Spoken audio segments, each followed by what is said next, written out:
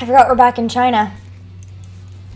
Yeah, where the people know how to draft. Shots fired. Yeah, no surprise with the Illidan ban. Maybe Black's not going to let that through. Will we see the first pick on Zul? Or will it be the Kel'Thas? Because I don't think China's prioritizing Kel'Thas enough. Yeah? As much as the other regions? There we go. They are eStar, finally here's your catching call. on.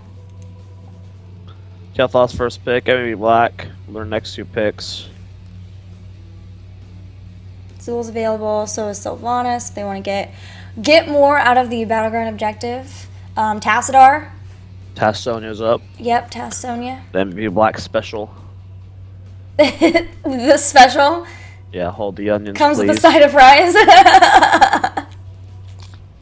There's the Zul.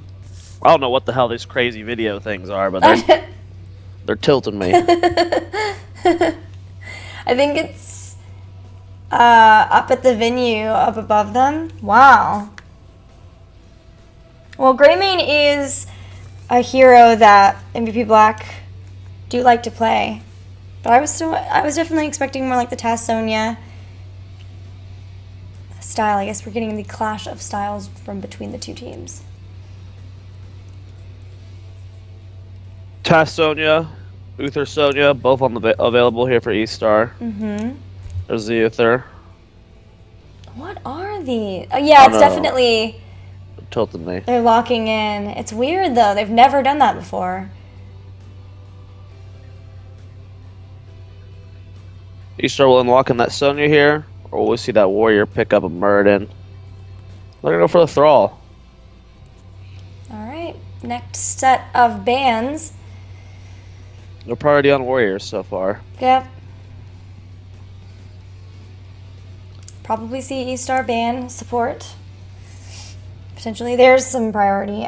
So with the ETC ban, we'll be seeing MVP Black pick up their Warrior in the next phase. What do eStar ban? Did they ban? Oh, okay, so they're both going after the Warriors.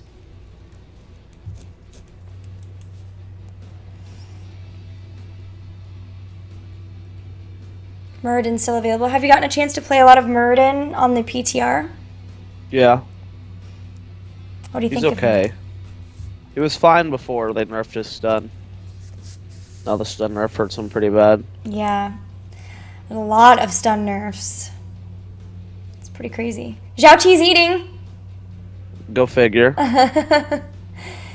Getting his pre-game snack on. This is an insane comp. Yeah. From MVP Black. This is 4 melee. Yeah. This is the definition of a death ball. I mean, Greymane can cocktail it up. Maybe some Quicksilver bullets initially, but eventually we'll go into that Worgen form to complete the melee. Ho-ho, okay. Tychus. I mean, makes sense. New activatable on his trait. Yeah. Versus this many melee. I'm going to shred through Sonya and Muradin especially. Who is the warrior going to be? Diablo? Yeah. I was okay with this draft from eStar until the last 2 picks. You're not excited? I mean, I'm excited. I'm excited to see MVP Black destroy Tychus, a.k.a. Raynor, a.k.a. the Marine dude. Oh, this is, I mean, it's cool. It's cool. APOC's going to help with the disengage. Mm-hmm. Tychus might be nice. Depends on what heroic they go. It's like they need to go laser here.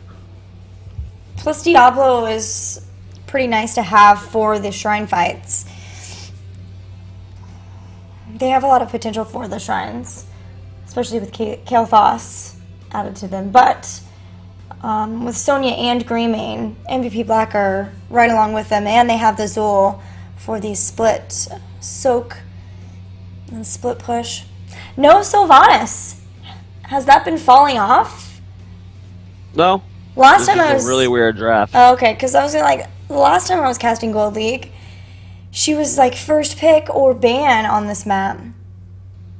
Yeah, I mean, um, Sylvanas didn't really make too much sense to pick early on for eStar, since MVP Black picked up the Zol, and as the draft went on, eStar, like if you were to place any of the damages with Sylv, it makes less sense for them. The Thrall helps a lot for the counter engage. The Kael'thas helps for just the spread damage versus the stacked up melee, as well as the gravity lapse that can hit multiple melee. And then the Tychus is an interesting pick. I think I like it more than the Sonya, or than the Sylvanas. But I think I might have liked Zeratul more instead. VP to help disengage, as well as set up for the APOC might have been nice. None of those heroes have an escape except for like Murden and I guess Sonya with Mystical Spear. So if you were to go APOC Void Prison, you'd be guaranteed to hit, 2 to 3 heroes each time. I'm excited for the potential APOCs or with Sundering setup too. Yeah, You can both sometimes can do work. really good Sunder into APOC, because that little bit of time that they're stunned from the Sundering makes it where they can't get away. But guys, we're going into game number 1 in the best of 5 between eStar and MVP Black. Winner of this goes to the grand finals. eStar is already qualified just by getting to this point, but still it's less matches overall that you have to play to get to that big prize money.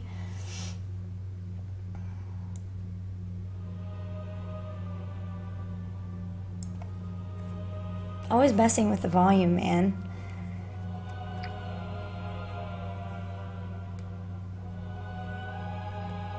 Rich has the Tracer portrait. Rip.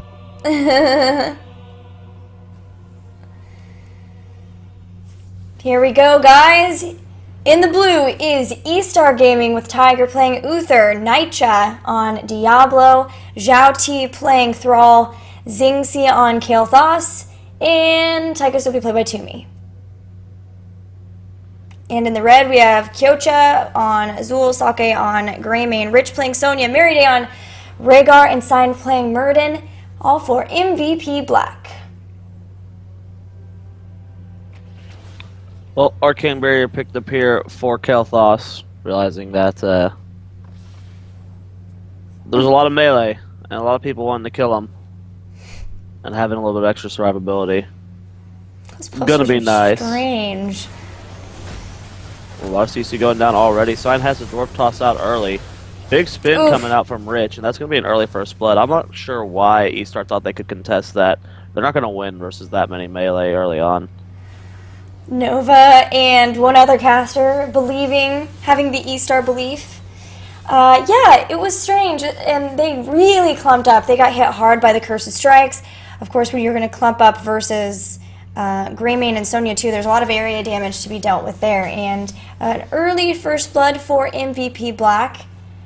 But they do have, as you mentioned, the Mana Addict for Kael'thas, so we'll likely see them trying to rotate between the two lanes to get him those globes as fast as possible. Meanwhile, the top lane, it's Thrall versus Sonya in that 1v1 situation. Well, Tychus, we're going to be seeing, I don't remember the name of the town, but it's the one that reduces the damage you take by 25%. So just showing how much eStar is afraid of just this raw damage coming out from MVP Black. With the Arcane Barrier pickup as well as this one. So playing a little bit more defensive here, as I know they're going to have to win the long fight here. We do have a gank coming top. Here they come. Nightja pushes Sign into a gravity lapse. Nearly gets him. There's Toomey going in with a run and gun back. And they'll be able to tie up the kills. MVP Black slightly ahead in experience with the Shrine about to start. And we have a pause. Nice. Chinese observers still don't know you can hit the pause button. That talent name, I had to look it up because I'm still shaky on the Tychus talents, is Shrug It Off. And It's okay. You can't know them all. Just shrug it off. But I like Shake It Off better. Can't sing Shrug It Off. Shrug it off. Shrug it off. Oh, Yeah. Rip, shake it off. Shrug It Off is the new and improved Shake It Off.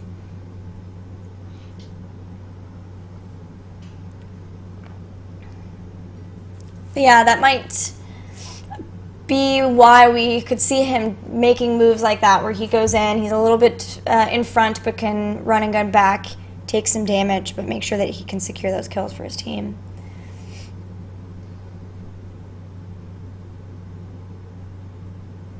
I love those orange pants too.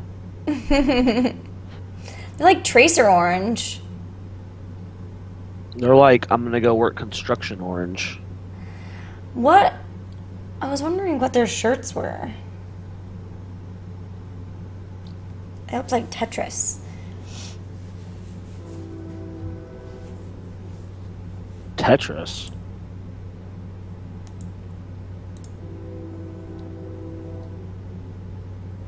Tetris? Yeah, did you see their shirts? They had like Tetris on I it. was distracted by the pants. You're staring at the orange pants. Do you hear the wind train behind me? Yep. It's cheering for eStar. Nice. It. Yeah, look at their shirts. It's like Tetris. Like the letters are made out Like of... they're playing to me. What's in his mouth? Whose? Far left one. Oh. Sucker baby? I Does don't he have a know. lollipop? I think so. Isn't this an inappropriate time to be snacking? Now his teammates can barely understand what he's saying because he's got a lollipop in his mouth. Yeah, it's not really good for comms, that's for sure. Why are they... Oh, maybe they're not playing? Well, maybe Black's not doesn't look like they're playing. Yeah.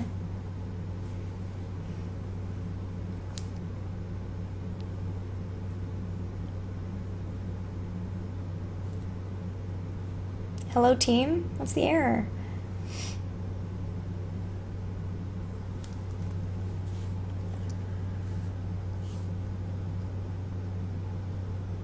No, there's no way that's a cigarette. Look how the angle is going in his mouth. And you can see the bulge on his right cheek. That is a lollipop. That is not a cigarette. Oh, I hear game sounds. Are we gonna get game? Into game, there we go. Go! Sign is angry. Well, slight lead here for MVP Black because they're up 2-1. We're gonna be seeing the full Wolf build coming out from Rhaegar, which is a bit interesting. Mm-hmm. Been seeing it off and on.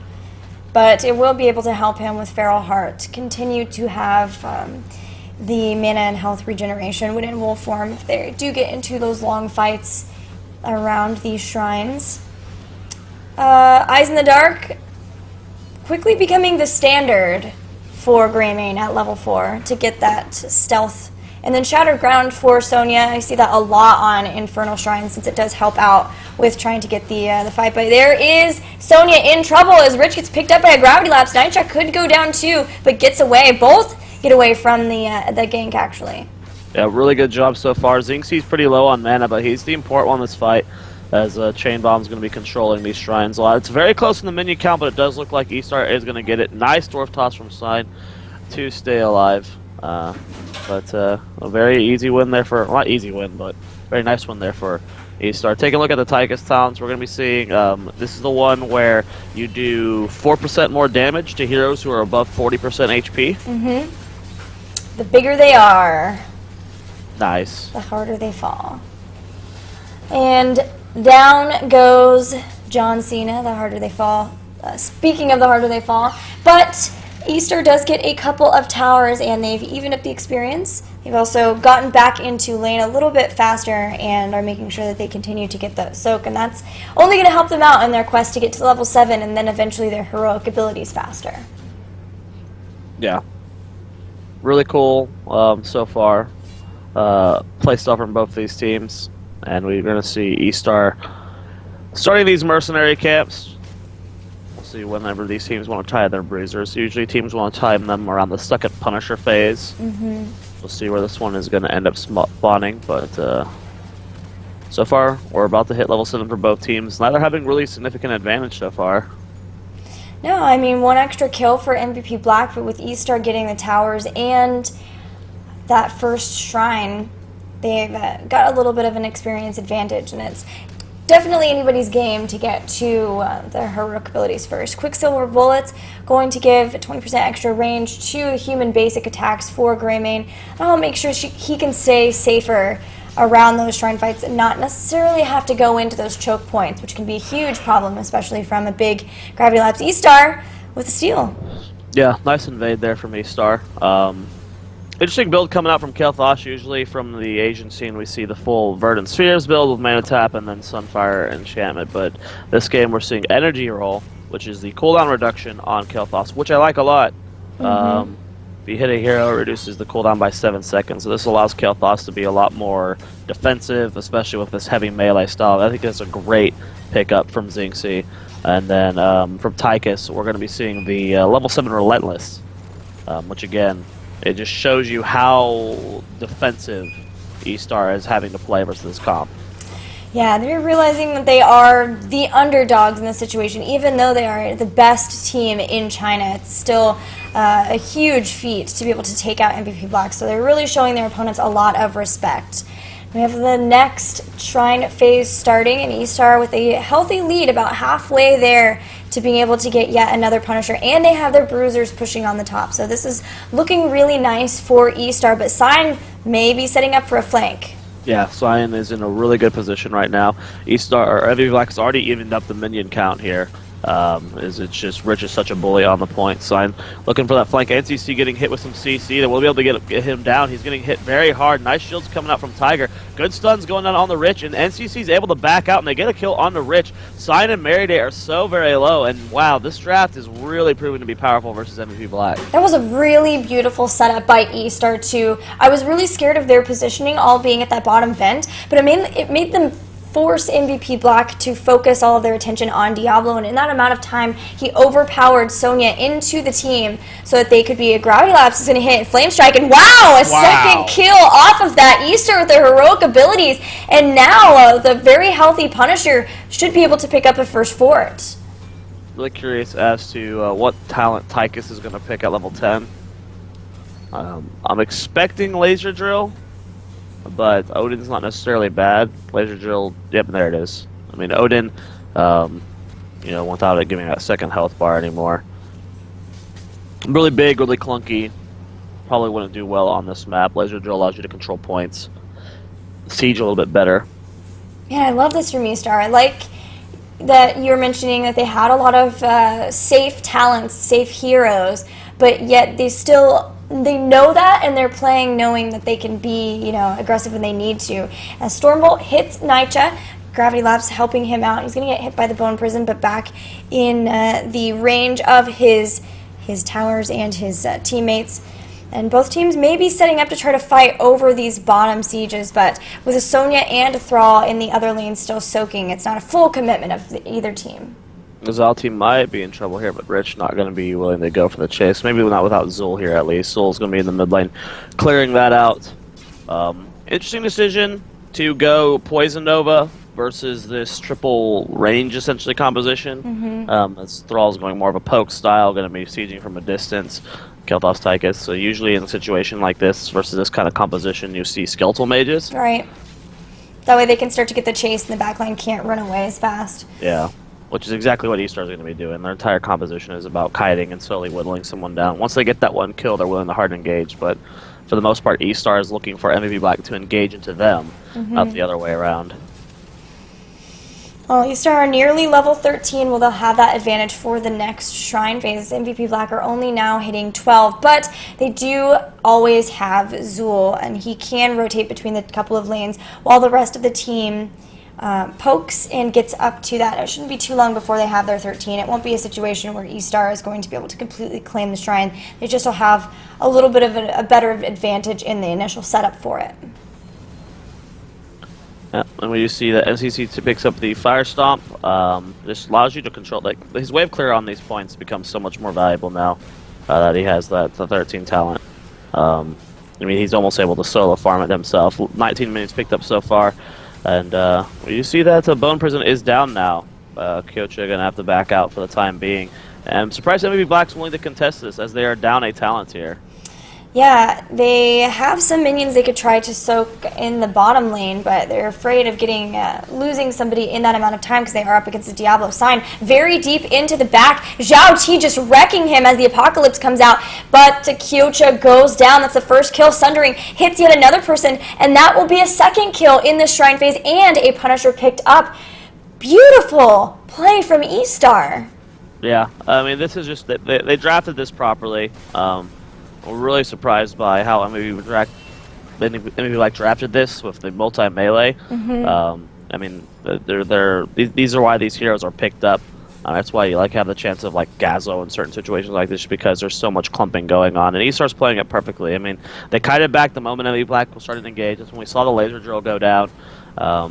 You know, and it's not even a scary situation for eStar to be in, right? They're not using Divine Shield. They didn't use Sundering to defensively. They used it aggressively to secure kills. They're not even having to use the heroics except for laser drill defensively. And that just shows you how hard it is for MVP Black to get the engagement they need.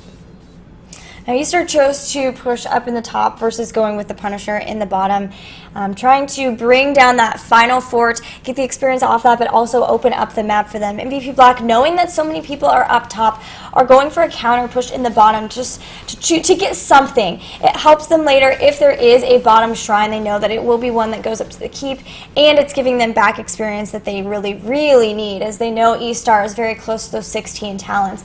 Tychus and Thrall, they've even been able to pull back a lot of the members just for the defense here, and that's a great win for them, but still they're going to have to run away now, knowing that eStar is about to get their next talents.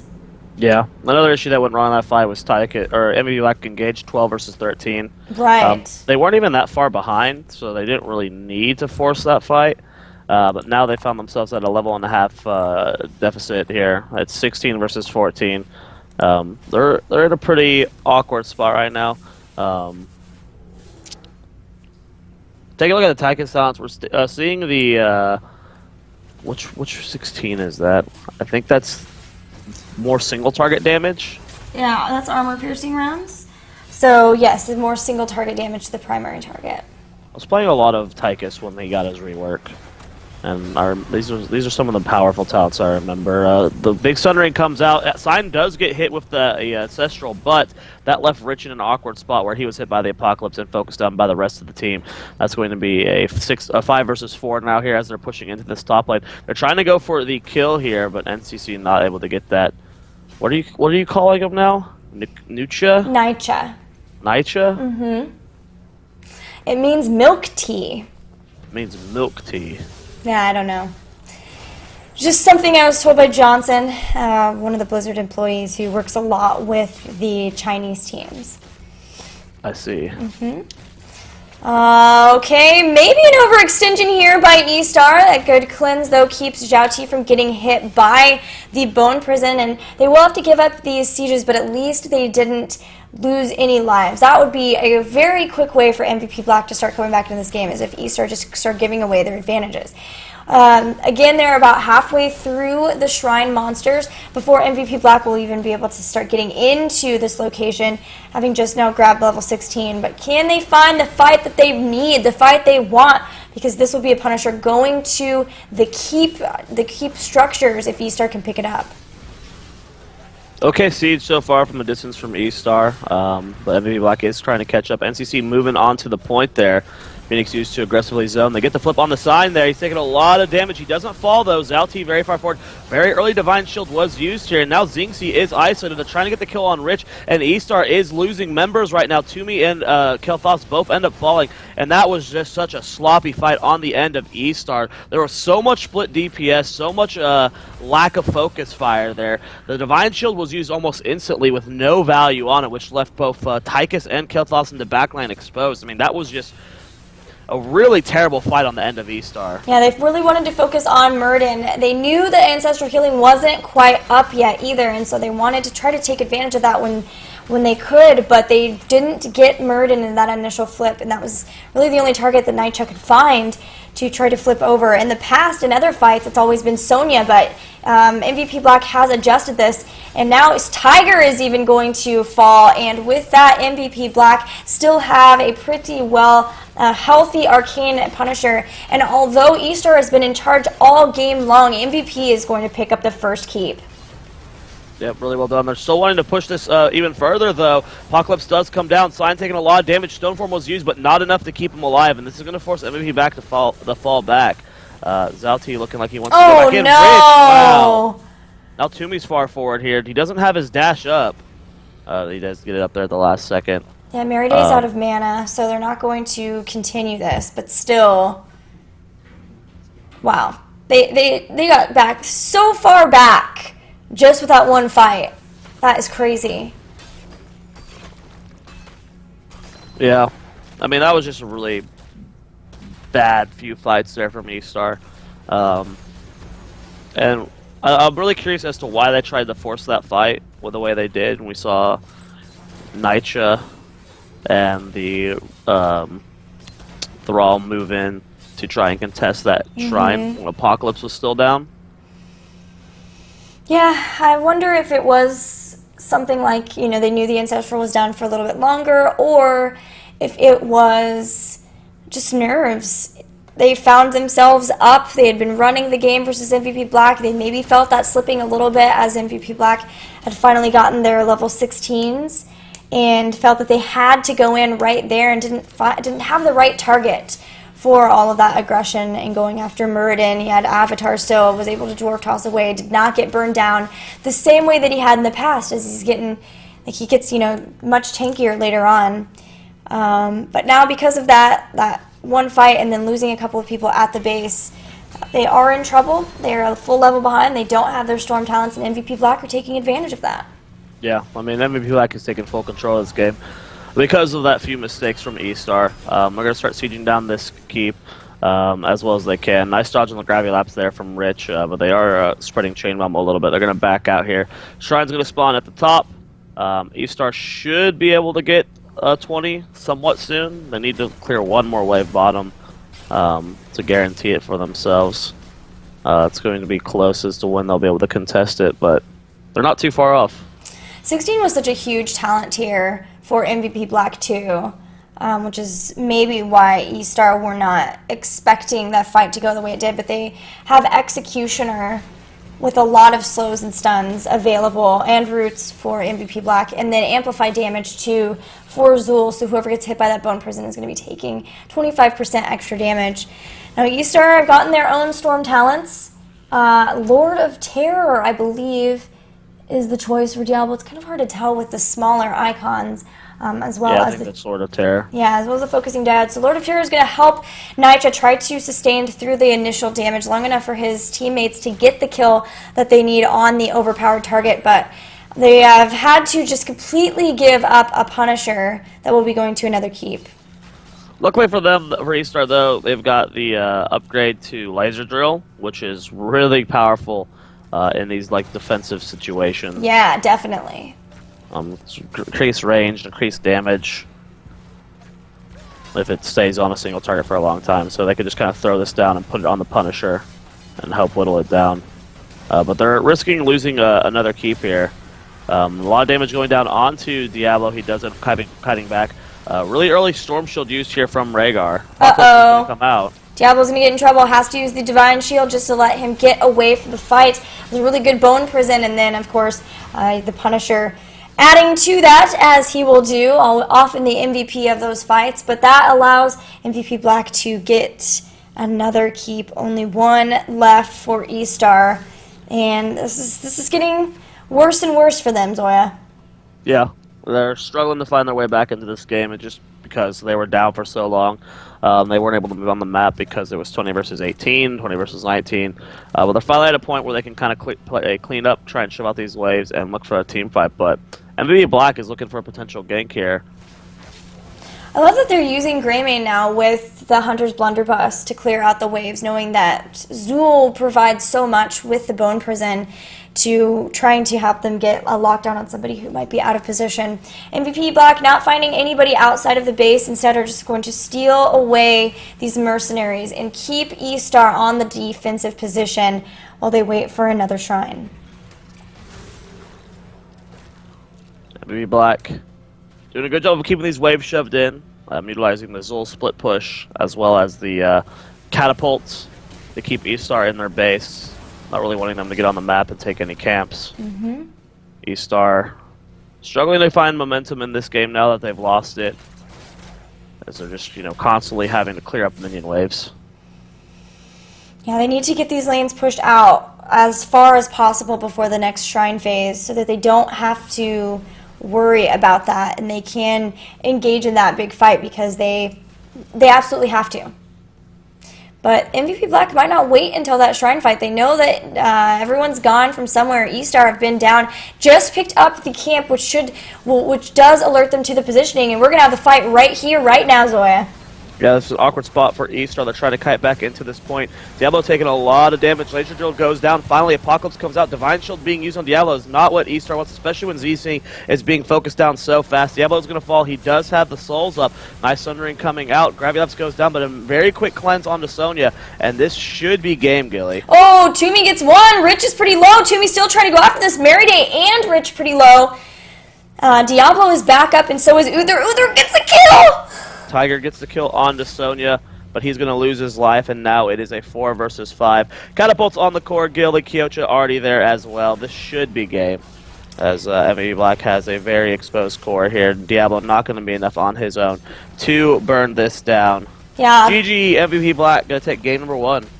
Man, in that final fight, the positioning for eStar, they knew they had gotten caught, that MVP Black was there, and the amplified damage on the Bone Prison is able to help them bring down even the Warrior. Diablo got burned down, and the focus firing was also, there was some confusion because the rest of the team got pushed really, really far back. Toomey was clear on the other side of the mercenary camp, forced out the ancestral healing to keep, I believe, Sonya alive, but because of that, and during that time they lost their Diablo, everyone else was just put in a really tough position, and they did what they could. They nearly got the kills. In fact, Uther did get the 1 kill after he came up with Redemption, but great job from MVP Black never to panic. Even though they got behind, they knew that they would have a really good opportunity, a long window of time at 16 where they could get a team fight that they wanted, and they did.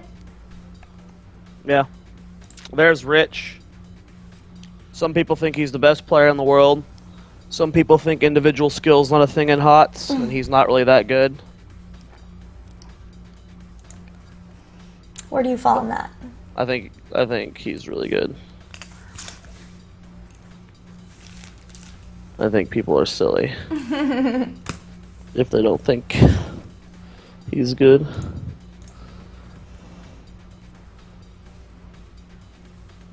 Some people. Shots are fired.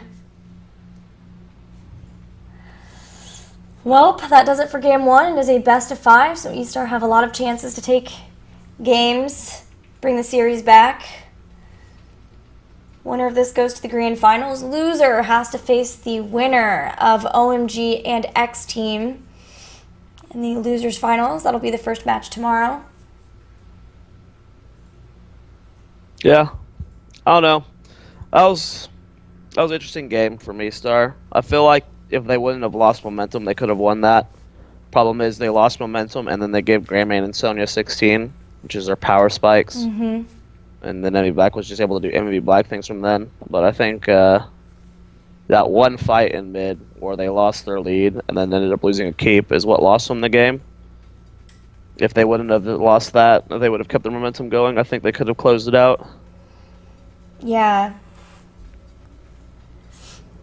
MVP Black really showed the power too of that composition, but then just great decision making, and recognizing their time to come back into the game, even being behind. You don't see that from a ton of teams. But just a lot of patience, and then once they win that one team fight, even like 1v1ing people at the core too, between Rich and Zhao was, Zhao definitely was not expecting that. We'll just say that. Poor Zhao. I know. It was a good game, number one, though. eStar maintaining almost a 2-level lead for a good part of that. So they show that they can, compete with MVP Black. I mean, we've seen them take games off them. So there's still anyone said, as long as eStar doesn't tilt. It was well played for a draft that you probably don't see too often. I'm curious as to how much eStar runs Tychus and Diablo. I think those were both solid picks for that situation, but I don't know how much they actually practice that. I hope that for the next season of Gold League they bring back the Murlocs. Nope.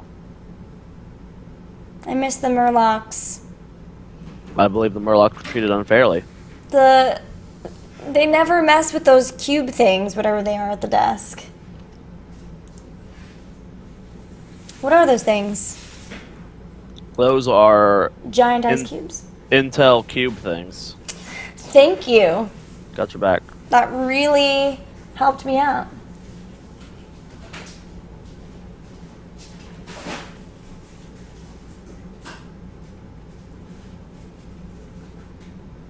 So did you stay up or did you sleep and then wake up before this? Stayed up. You're a machine. No, I'm stupid. I'm getting breakfast delivery. Thank you. Nice. Over yonder is being all loud. Sorry, Stark. He was delivering breakfast. Yes. Guys, let's all eat breakfast together. Pass. Zhao Ti's eating his breakfast too. Zhao is eating his dinner. That's probably true.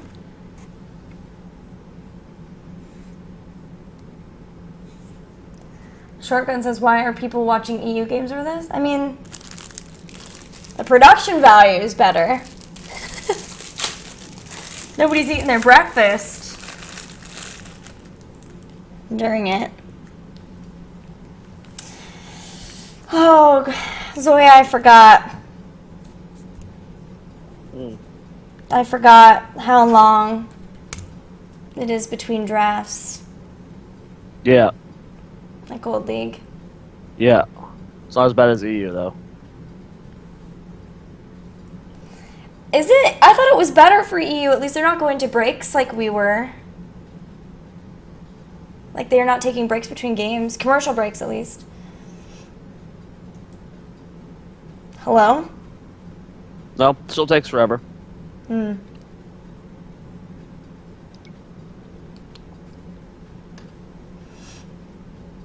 Hello. Hi. Gold Week is far worse. They just lost to T89. No surprise.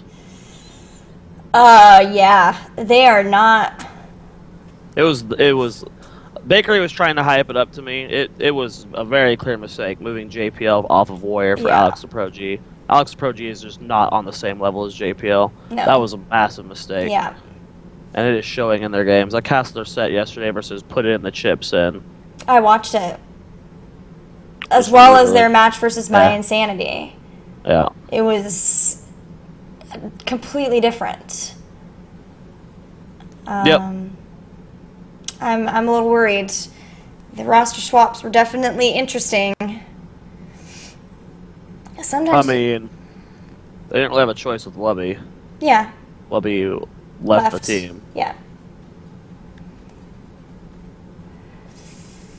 Makes me worried for them, for sure, for summer, but they will have a lot of time, at least, to try to, I don't know, bring Alex up to speed, get used to the role swaps, maybe reverse the role swaps, I don't know.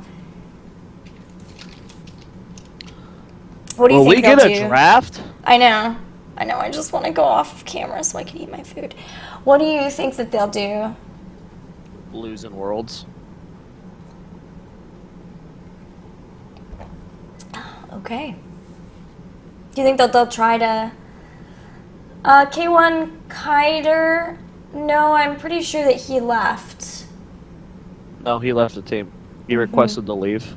I am. My breakfast is right here. If ever you see me, like, staring at this direction, it's because my breakfast is there. They wrote an official statement. They removed Wubby, not that he left. Oh, I didn't see that statement. Sorry. Hello, Blade.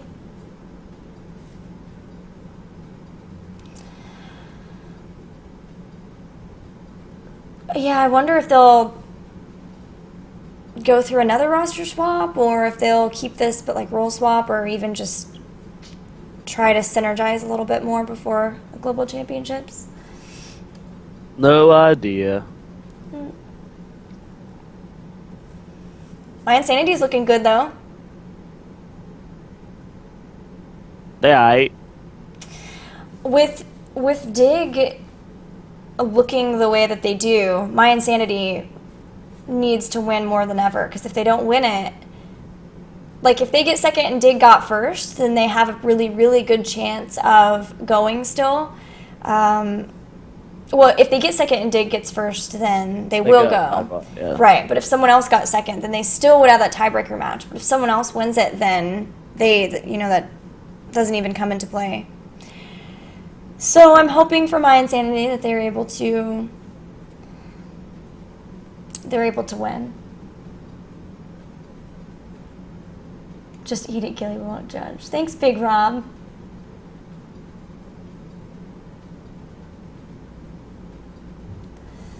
I can't believe how long it's taking between drafts. I feel like this is longer than EU.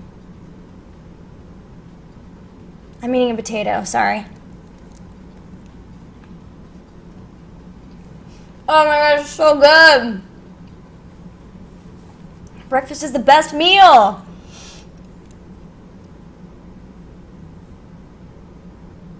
Did I lose you? Did I tilt you? Nope. Talking about my food? Nope. This is my breakfast, Romo. Eggs, bacon, and potatoes. Like 70 eggs. It's so much eggs.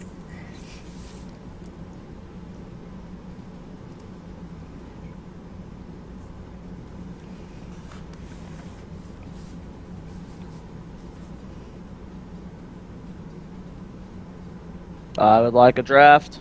Yeah. 70 eggs, yes. It may have been slight exaggeration.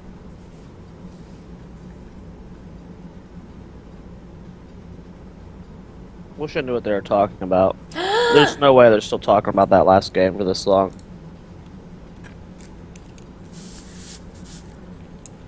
Cursed Hollow. Another MVP black map. Yep, eStar is chosen to be first pick and first ban again. Curious if we'll see another fall stat ban. Oh, that's true.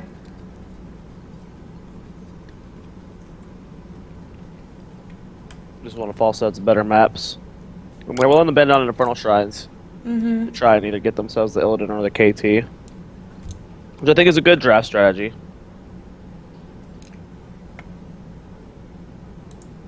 See what they want to do this game. Savants and Zol less prioritized on this map.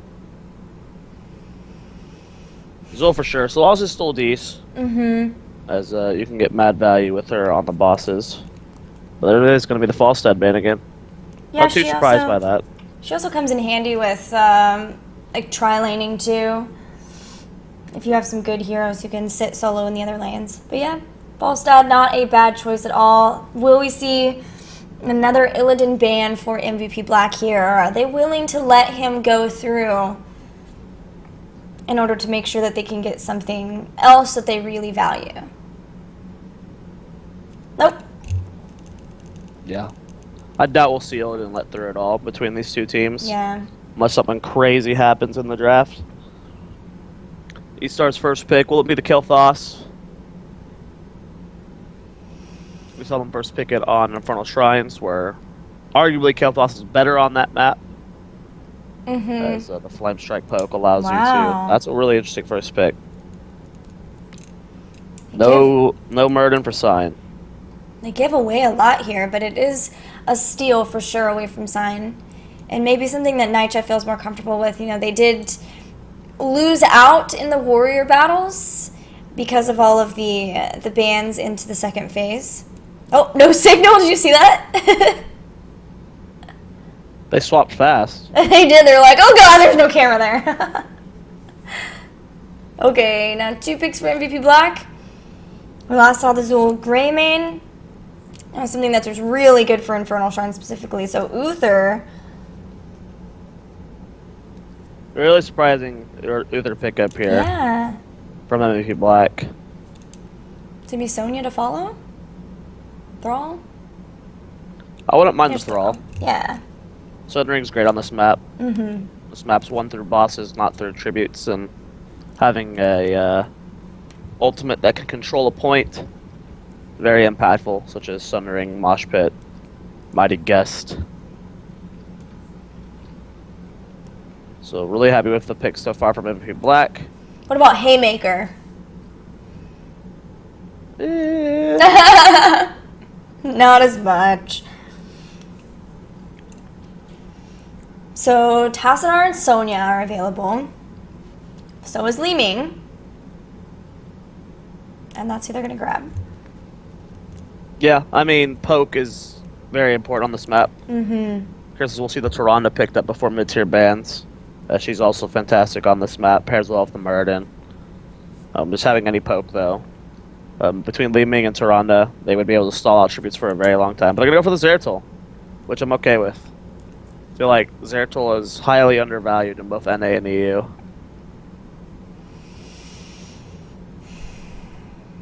I think last I checked, Zeratul had like a 78% win rate in Gold League. Wow. Which is just absurd. He's the highest win rate hero with that deep of a play amount.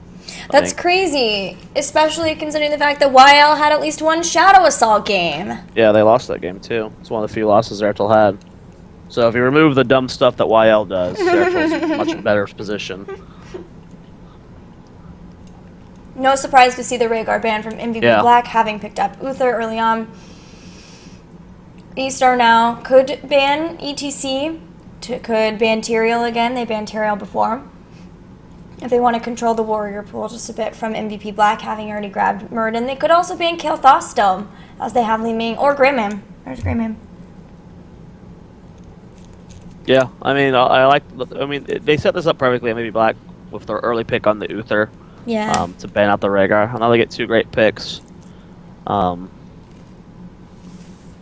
curious if we'll see the Sylvanas or the Tyrael here. Syl's just really good split push, really good AoE, good poke. Tyrael, despite only having the Thrall right now as the only other melee, is really good on this map. Holy Ground on boss points can win you a game just by itself. And we know that MVP Black loves learning Tyrael. He also gives a little bit more supporting to his team, too, with his righteousness shielding. Yeah, good poke as well for the points. But they're going to go for the ETC. But we're talking about point control, and they have that Mosh Pit. Alright, do they grab Kel'Thas here? They could also still get Tyrande. She's available. Kel'Thas is still up too. Yeah, I just said Kel'Thas. Rip. Oh, they're gonna get the Tychus. What is going on in Asia that we're seeing Tychus scrimmed? It's like the same thing that we were asking about North America when every team was picking Lily. It's like, what the heck is going on? I mean, Tychus makes a lot more sense than Lily. Hey, Team Liquid just won with her. Europe. Back-to-back Tychus, and I'm I'm not sure how I feel about it in this situation. It made sense in the game that eStar played just because they get so many melee, and that's when Taika and they have a very defensive composition. Well, we talked about point contention. If you know you're going to be fighting over a point, either of his heroics become pretty valuable. There's a Sylvanas. Mm-hmm. So that's the 3 damages for eStar. For the support, No will it be the radar. solo support Karazim? Dang, they're pretty squishy. Yeah. They do They have are very escape, though. squishy. They are going to have a tough time dealing with the Sundering into Mosh Pit engages. Yeah. They have the voice. They have the Void Prison to stall things out, but And it's a Divine Mosh, too, because they have Uther. Man, Right. I like how MVP Black drafted this out. I am scared for eStar. the Tychus is still an unknown for me. This is not something we see very often. Yeah. It's not like we have insight into how the Asian scene scrims. When Tychus got his rework, teams briefly scrimmed him in NA, but we never saw him really in tournaments in NA or EU or Korea and China until today. Well, now we're going to start seeing him more because everyone copies. I sure hope not. Oh! Brightwing, wow, I am surprised by this. Solo support Brightwing. I was expecting Mal for Karazim, was not expecting that. The global presence is nice, but there's just... With the Sundering engage with the Mosh Pit, Yeah. eStar has to get the start on MVP Black in the fights every time I film. Like, they have to make sure that their Void Prisons are on point and the Wailing Arrow, and then they just wreck someone before MVP Black can get those Sunderings in the Mosh Pits. Who was the last pick? I missed it. I didn't see it either. We have failed you guys as casters, and I apologize. Yeah, I was looking at the stream as well, and I did not see your stream. What? And I did not see that last pick. They didn't show the last pick. Oh, they didn't? No. Strange. It was really fast. I thought it was like pick change, like super fast. No, it did not pop up, so we do not know the last pick. It's a mystery. It was such a bad pick that they hid it from the world. Can you believe that if it was Kael'thas, it was a last pick Kael'thas? I mean, yeah, just because it's the Asian scene. That's true. They just still aren't too much priority on Kael'thas, only on maps where the AoE is important.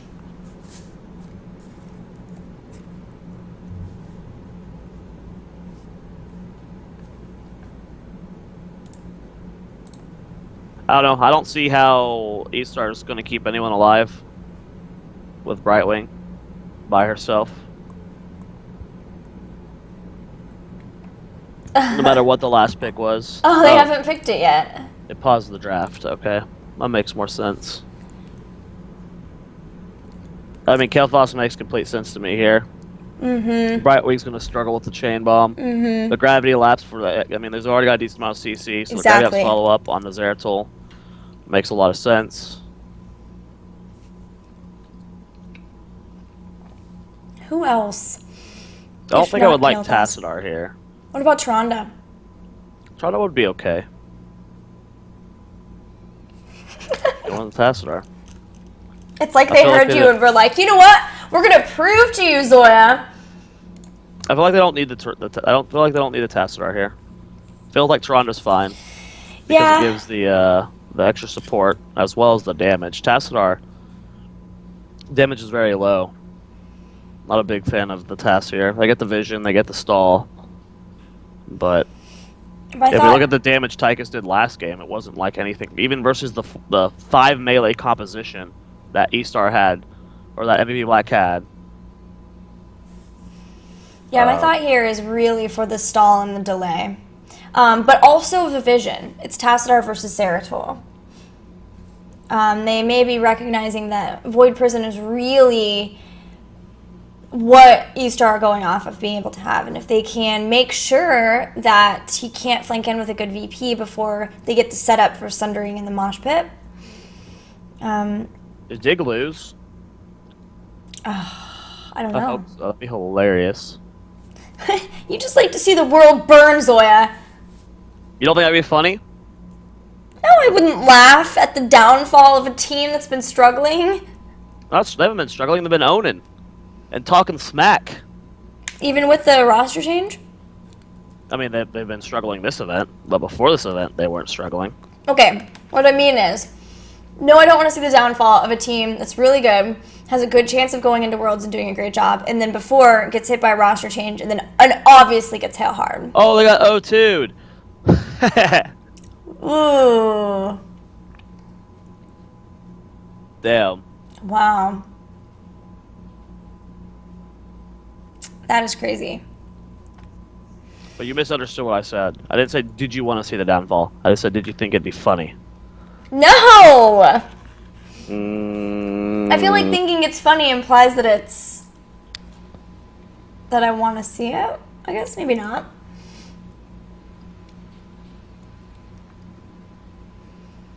I believe the exact quote from Bakery was, EU is free. See? She finds it funny now! Still, Yeah, it's not like it's their fault. If you replace... Or, well, I guess it is. It was their fault. I still, Question that? like, again, I have to see the value of, like, we've seen Tychus twice now, and two very different situations. Very different situations. I feel like if you replace the Tychus with, like, Kael'thas, or even Vala, like, I mean, Black Strap just looks significantly better. Maybe it's one of those things where they're just trying to prove, like, hey, yo, you just did this, we're going to show you how it's done. We will see. Here is eStar Tiger playing Brightwing Nightshot on Muradin, Zhao Ti playing Zeratul, Xingxi on Li Ming, and Toomey playing Sylvanas. Xingxi also is not pronounced that way.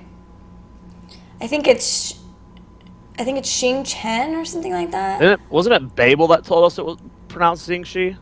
Well, yeah, but he doesn't know. It's an abbreviation, right? Well, let me introduce some PB Black. We have Kyocha playing at... Rep. Never mind. Yeah, so he didn't know that it was an abbreviation, though. Like, actually, it's Xingxi and NC are both, like, abbreviations for how their names, like, what they actually are.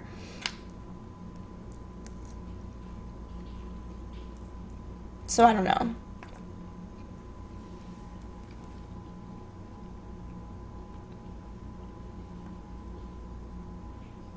Just setting up some settings. I'm getting some more bites of eggs.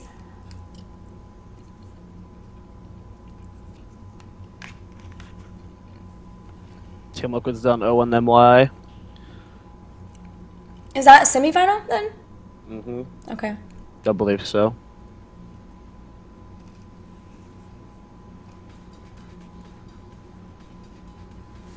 So the other one will be Fnatic versus T89.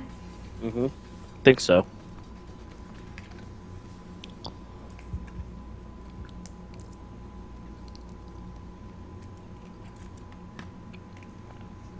It's breakfast time, friends. What are you eating for breakfast?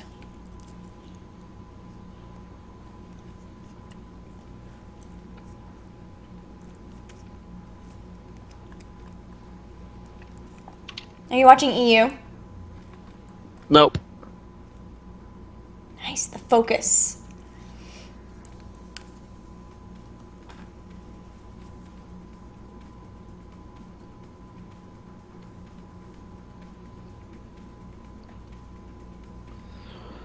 Why watch EU when we can watch a region that drafts Tychus?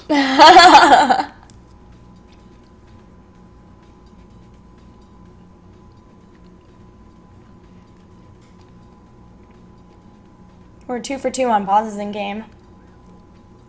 Nice, nice it. Mm-hmm.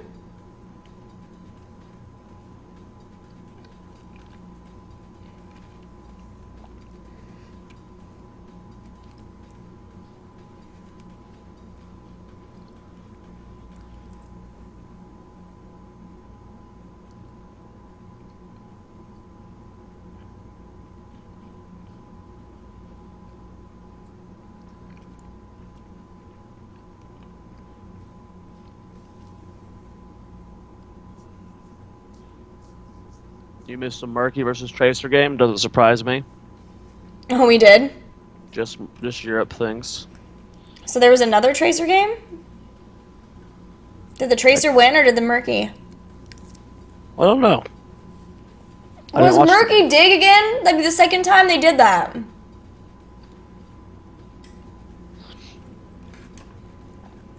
I was watching the games yesterday with some players. And the Murky sense made sense. I just don't know how to play it. They just played it really... I mean, it made sense kind of, right? Like, it wasn't necessarily like an awful pick. Yeah. At least in yesterday's game. But I don't know what the drafts for today. Just Dignitas doesn't know how to play it very well.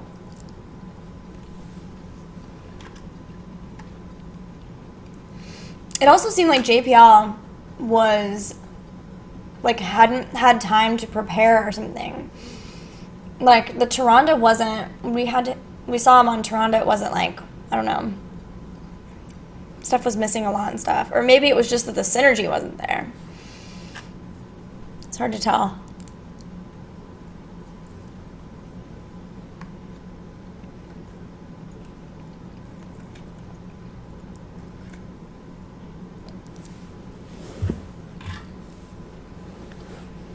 Did you see... Oh, you're probably castering during that game. Yeah.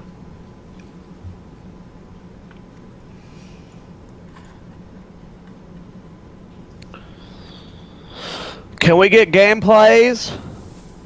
I know, right?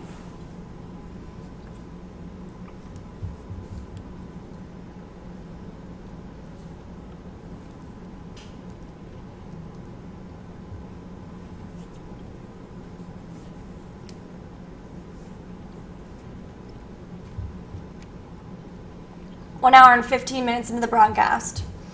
And we haven't started our second game. Here we go. Maybe. Nope, just looking for more B-roll besides the teammates. What is Zinxie doing with his sleeves?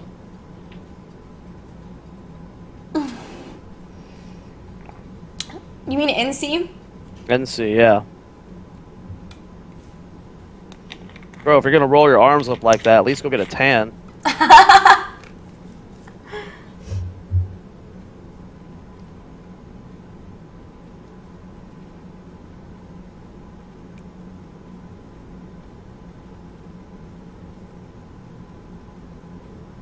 I would like game to start now, please. Me too, me too. I want to see this Tychus.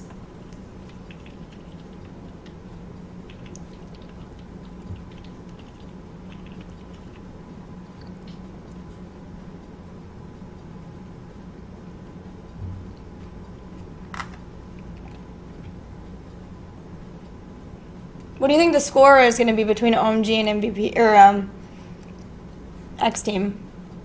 3-1 OMG.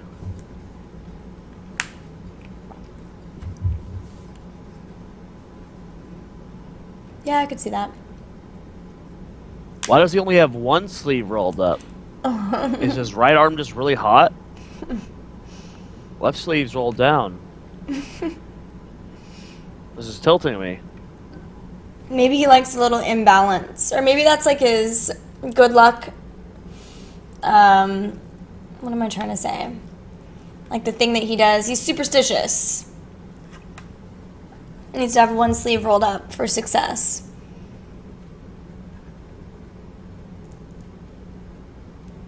No? I guess.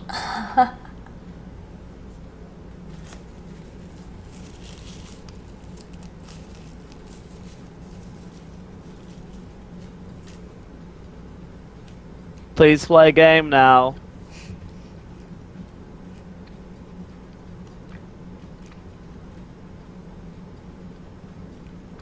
At least I'm getting some breakfast time in. I'll be nice and energized to cast.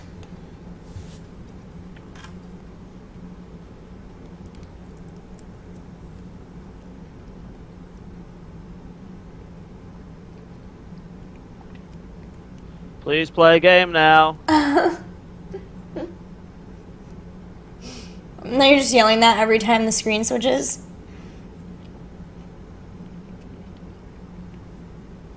Alright, they need to stop showing eStar. Why? A sleeve, it tilts me. What is Zhao Ti eating? What happened to his lollipop?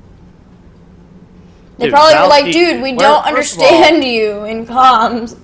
I guess it explains the orange cargo pants. He's probably got like just pockets filled with beef jerky or something. I don't understand what he could be eating over there. But he's gotta be like shoving his hand out his pocket, pulling out just like rips of beef jerky. He's also eating his breakfast. I wondered if it was gum, but nobody eats gum like that. Like, nobody chews gum like that.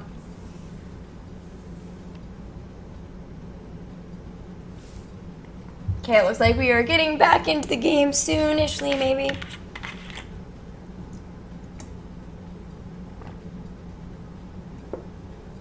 Gameplays. Yay!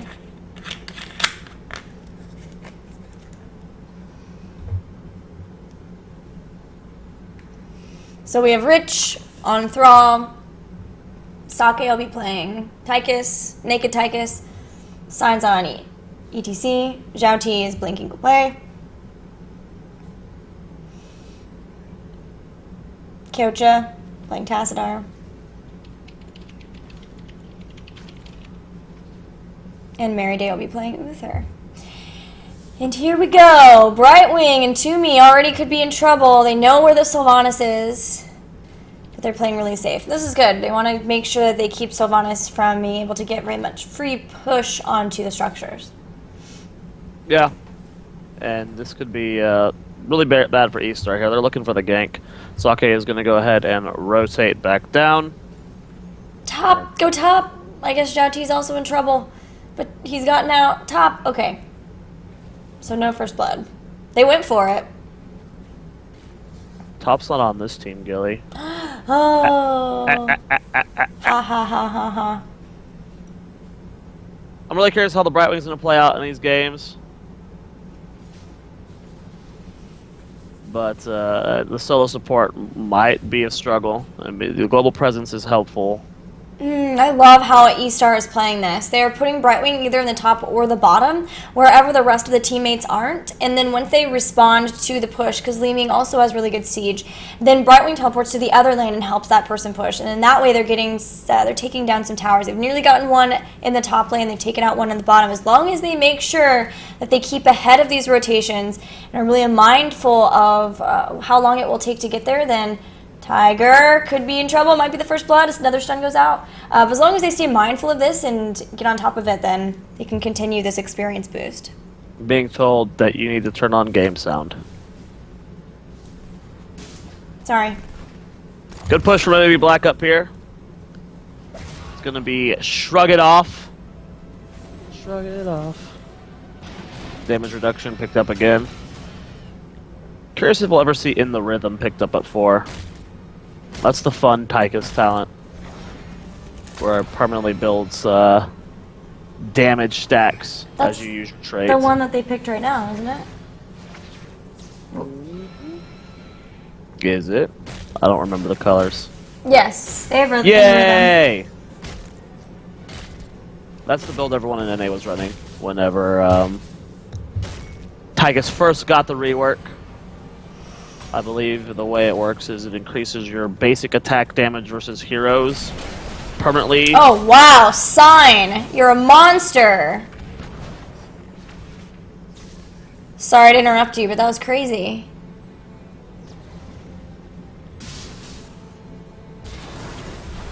Well, we see that very easy kill here on Brightwing. Zalti being zoned pretty hard by Maybe Black. I don't know. This draft just seems really weird for me from eStar. Yeah, me too. We'll see what they can do with it.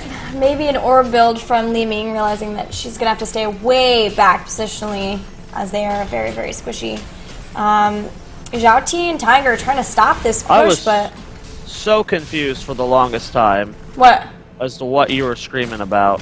I've been watching the stream and not the screen share. I've been like on like 15-second delay this entire time. Oh Like, when no! I was curious about level 4 talents. You're like, you already picked them. I'm like, huh? I figured everything out. I've been watching on like a 15-20 second delay. So you saw where they caught Zeratul? Like, I saw you like, that was insane. I was like, he's rotating. What do you mean that was He's insane? rotating. I just kind of rolled with it. I was like, yep. That's cool. I was confused for a very long time. Now I understand. I like the Zeratul build here. Yeah. There's no need to go Vorpal Blade against this composition.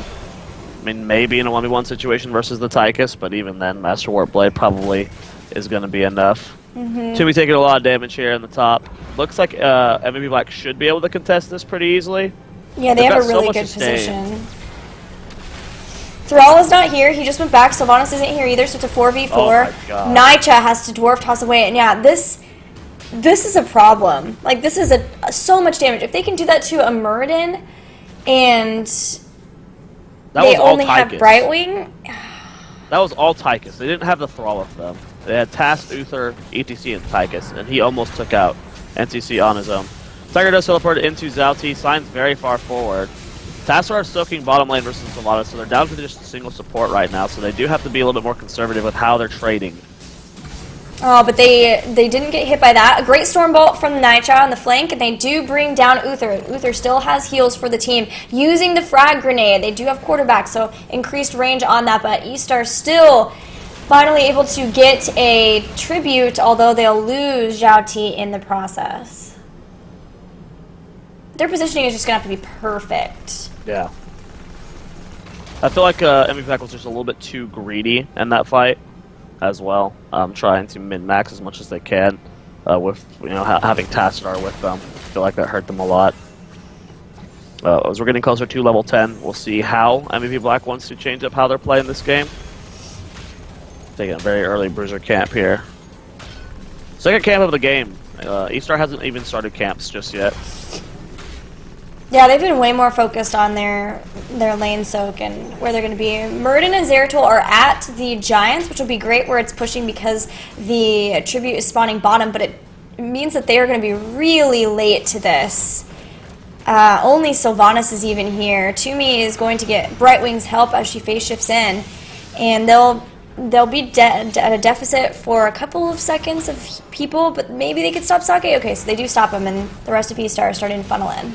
Oh yeah, they have to give this up. It's 10 versus 9. They might be able to get one more stall out with Kyocha, but they're still such a good ways off of 10 with Rich top. Yeah, they're just gonna have to give up this tribute. So that's 2 tributes to 1 in favor of eStar. They've done a good job of just maintaining the map presence while having that experience lead. And now they're potentially going to be threatening a fort. And Gilly, this is with the Sylvanas. We will talk about the power of Sylvanas in these CG situations all the time, and they got some serious damage down here. But MVP Black have their heroic abilities. Hammer of Justice hits Night Shiny. Dwarf tosses over. Force Wall not connecting in a way to allow them to really segregate someone from the rest of the team.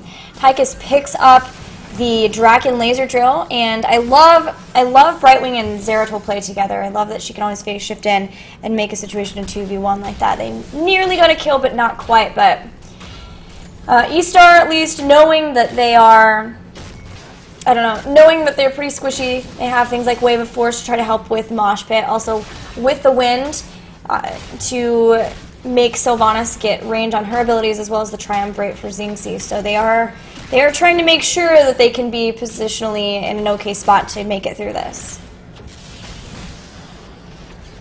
Nice debate here from MVP Black. We'll see if eStar is going to stick around to contest the point. Looks like Merryday will be the first one up here, so he should be able to stall this out just a little bit. Actually getting a lot of poke down here from Sal T. Tiger did rotate down to heal, so he was not capping right away. He might have been able to sneak that in, but now Merryday is going for the cap. It is on even tier here. See if the Draken Laser Drill, when it does go down, Sake is being very patient with him. Wow, MVP Black gets it uncontested. Yeah, I thought maybe Brightwing was going to go for an Arcane Flare, but realizing that she would have been in a pretty tough position if she got hit by a root from Rich. So now we're 2 versus 2. Curse point. The next curse or the next tribute will be a curse for one of these teams. So both need to make sure that they have everyone there and ready for the fight. Nitro has to use Avatar. eStar has nobody to blink heal to, and that will be a kill for MVP Black. It's a long cooldown. It's a very long cooldown on Avatar. Yeah. He does have battle momentum, so he can start working on the reducing that. It is not on the PTR build, where battle momentum no longer affects heroics. So he can try and speed that up a bit, but that being down for another 60 seconds might end up costing eStar this next tribute. Laming and Zeratul in trouble. Void Prison's used by Zhao Ti Whoa. just to get away, and that's another big cooldown that is used by eStar. They're closer to their 13 talents, but I think they're just gonna have to eat this curse, Zoya. I don't know. They can't contest without Avatar and Void Prison. Yeah. They're just gonna have to give it up. And that's exactly what they're doing. They're not even like gonna try and poke it down with Li Ming. So it's gonna be first curse of the game, go over to MVP Black, depending on how much damage they take. It looks like we're gonna be seeing a push here in the top lane. Do they end up scouting out these giants? They do not. Well, that's good. Nitro has a Dwarf Toss over the wall. Wall's not there. Sign goes in with the power slide. Nitro gets phase shift in from Brightwing, and MVP Black being really aggressive. Meriday in trouble, has to use the Divine Shield just to get away. Draken Laser Drill stopping them from pushing in. That was an interesting spot for Meriday to be in. Yeah, no idea what Meriday was thinking, and really questioning that laser drill positioning from Sake. Putting it in front of the wall just meant that it was the easiest kill for eStar to burn down. Oh, Tychus gets deleted. Yeah, I mean, there's a lot of damage they could stay alive. Zhao Ti sustaining through Rich, who is now low on mana and just dead. And eStar starting to push back MVP Black. Meriday dodges all of the magic missiles, but with the wall in the way, will get taken out here, and they continue. Storm, as Nitro has used his Avatar, Prescience procs for Tassadar, but Zhao Ti is able to jump in there and get another kill. 4 for nothing, and that curse, it took out the mid. For the bottom one is pretty low too, may go down to the minions, but still they sacrificed a lot for that. Yeah, I mean, that entire situation started with Meriday being in the middle of the worst positioning I've ever seen. I don't know why he was that far forward. The moment that Meriday got caught and they had to use Divine Shield, MVP Black should have backed out. Yeah. There was no reason to keep contesting that, to keep sieging that point. And that's just what snowballed that huge win for eStar. I believe that was a 4 for nothing exchange. Yeah. And now they're getting a boss here. Do they have enough time to contest the top boss? I didn't see the HP of it. Tumi's backing, so I'm assuming no, they're not even going to bother with it. They do have VP up, but I don't think Tumi can get there in time. Yeah, the Divine Shield and the Laser Drill. I think they put the Laser Drill just to help Meriday get away. So that was 2 heroics just to get Uther out of that situation. Yeah, and then they stayed, which they weren't. It wasn't like they were up 16-14, right? You know, right. They were on even tier. But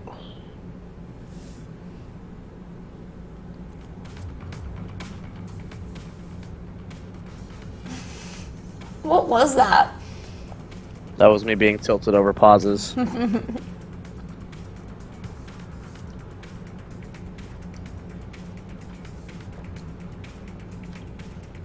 You need bacon, like I have. Then you can call them bacon breaks. Right? Hello? Maybe? I literally just saw him pull food out of his pocket and eat it. Did he really? You liar. Did he I'm really? not. He set it on his armrest too. What was it? I didn't see. The way he was chewing it had to be like beef jerky, like you said. I love Jopti. What? He took it out of his mouth! What is he eating? That's so gross. What are you doing, man? You're on camera. Show some manners. I wonder if his team even knows what he actually sounds like without having food in his mouth.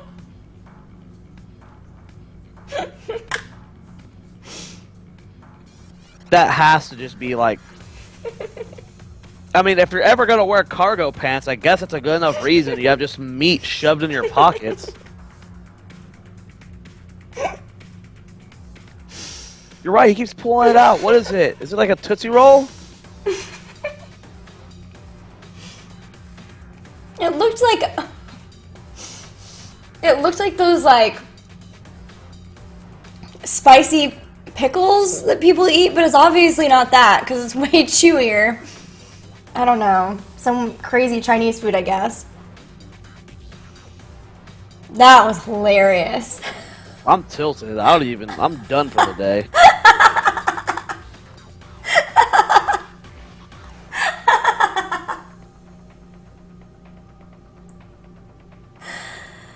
God. Good old Gold League.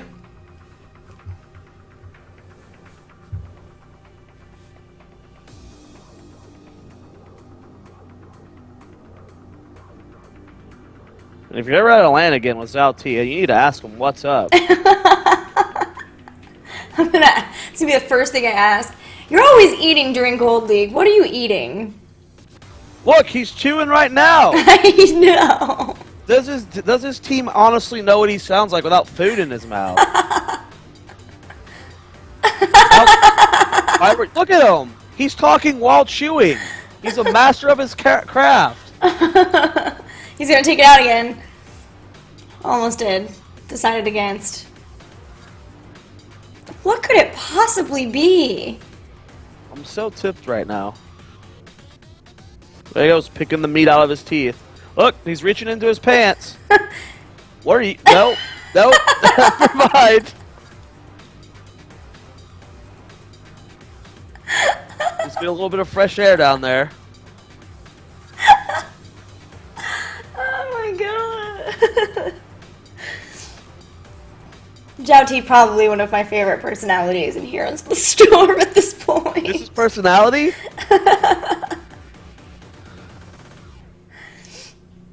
He's like Brad Pitt in Ocean's 11. He's always eating. LT, why were you so far out of position? Sorry, my hand was in my pocket getting food. Why didn't you sunder there?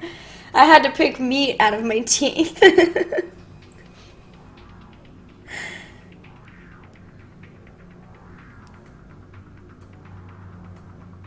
Meriday looks so annoyed. Rich looks tipped. Did you do that sweet, like, hair? I don't even know what you call that. Like, hair smoothing down? That Rich just did? No. It's pretty epic.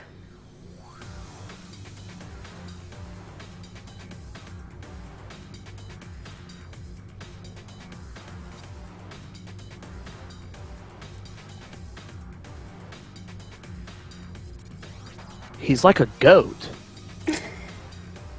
Ew, we just took it out again. Dog. It's got to be like a medical thing or something. Maybe.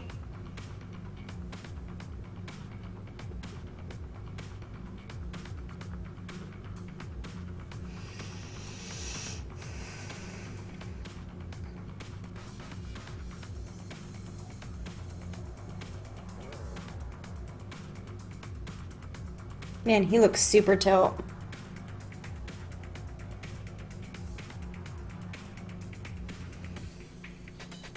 I'm tilt. I wonder how much of a difference it is in time for like jet lag.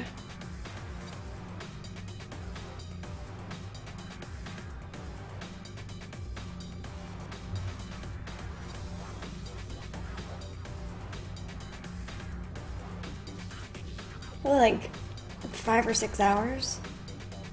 I can't look it up. Wait, yes I can. I have my phone right here. Hold on.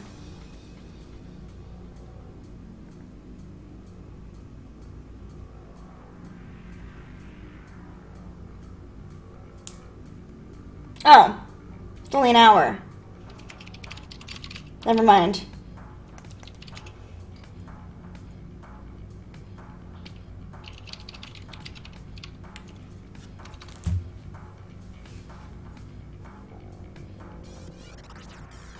Why? Oh, What? hello? Stream? Wonder what the issue is. I have no clue. I think it's in the audio. It seems like it's a different person each time, too. Nope, it's going back to the end. Yeah.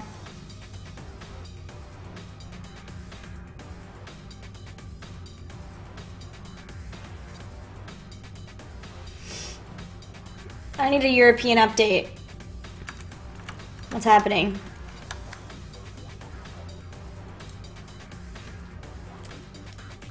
Why does Rich's keyboard change colors? Sometimes it's green, sometimes it's purple. I don't We're know. changing to blue right now. Whose? Rich's. You're It's going right. purple. It is definitely changing colors.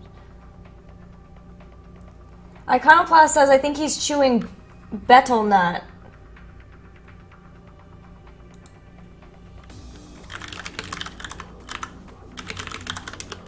Zoya, will you wear orange chaser pants at Worlds for us? If I end up at Worlds, sure. Give me some news. Arthas Murky. Okay, I'm sorry I asked.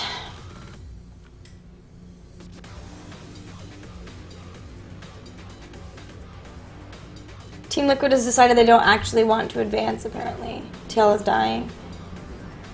Is it best of 5? Yeah, best of 5 semis, I believe. Why are we the only ones that don't do that? Because the world hates us. The world hates us. I'm gonna go back to eating, like Zhao Ti.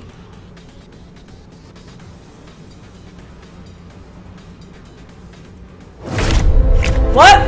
Okay. If they're going to break, we're gonna go to break too, guys. We'll be back. 背叛和黑暗如同梦魇般挥之不去，让我无法自拔。而现在，我又加入了战斗，只为重获圣光的洗礼与救赎。我是女伯爵利尔顿，当我用圣光之力降罪于你时。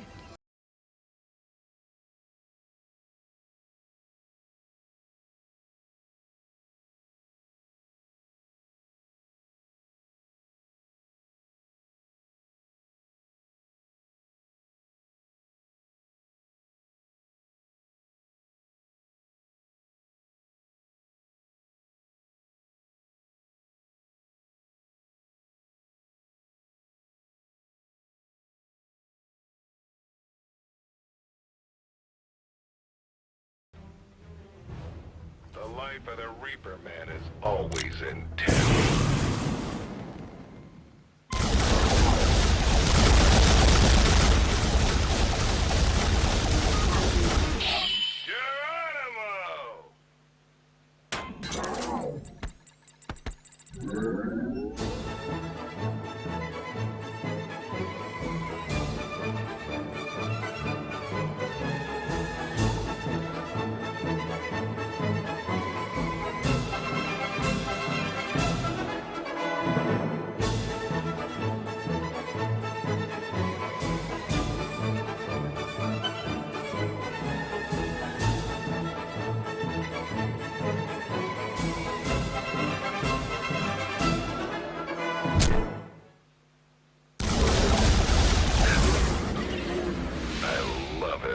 plan comes together. This ain't good.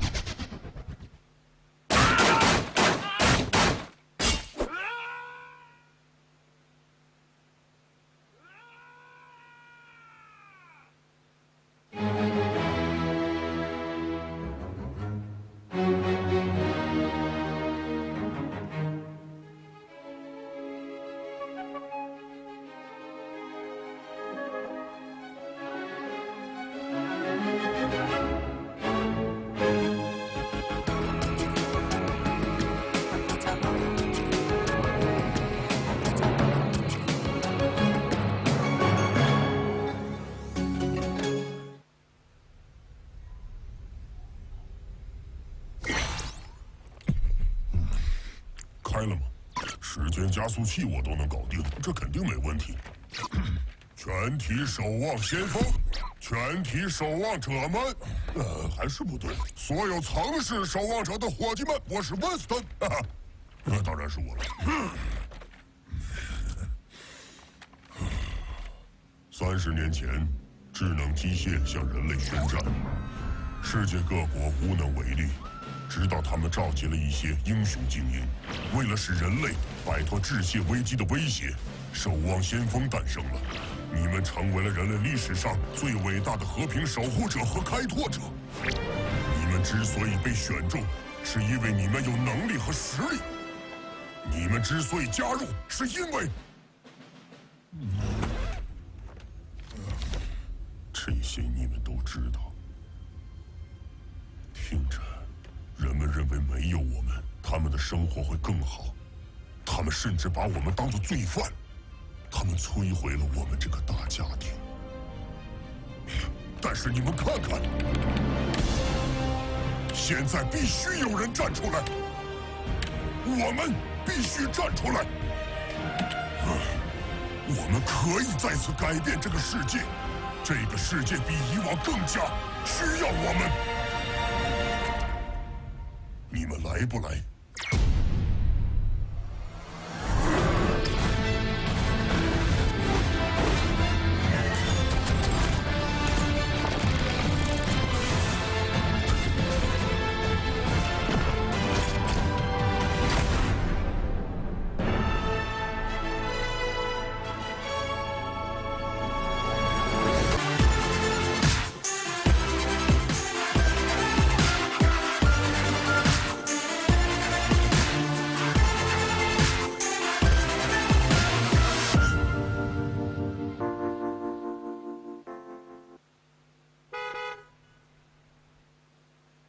？You're the boss.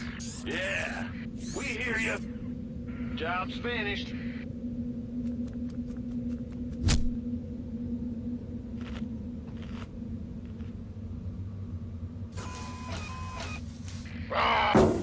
In the rear with the gear.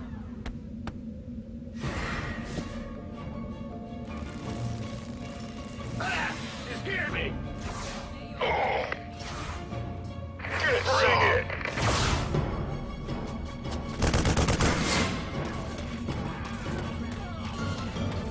By the numbers, boys.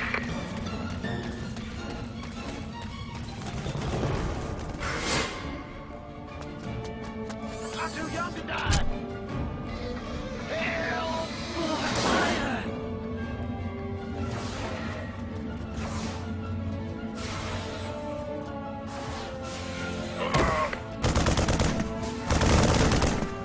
Go, go, go!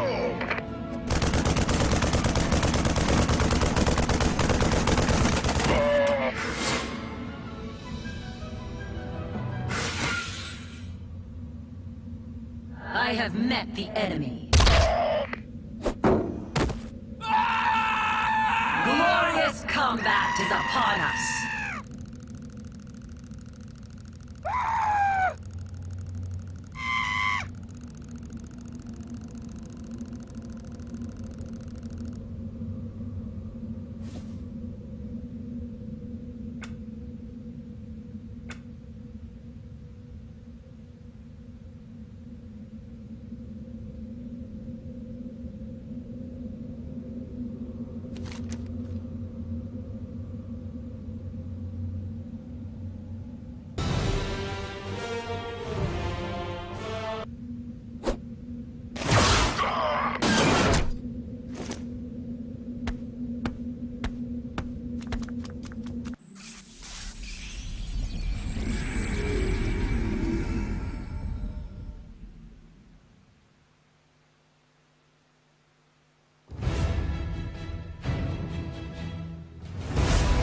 Patch 3.3 is bringing some fantastic new content to Starcraft II's co-op missions.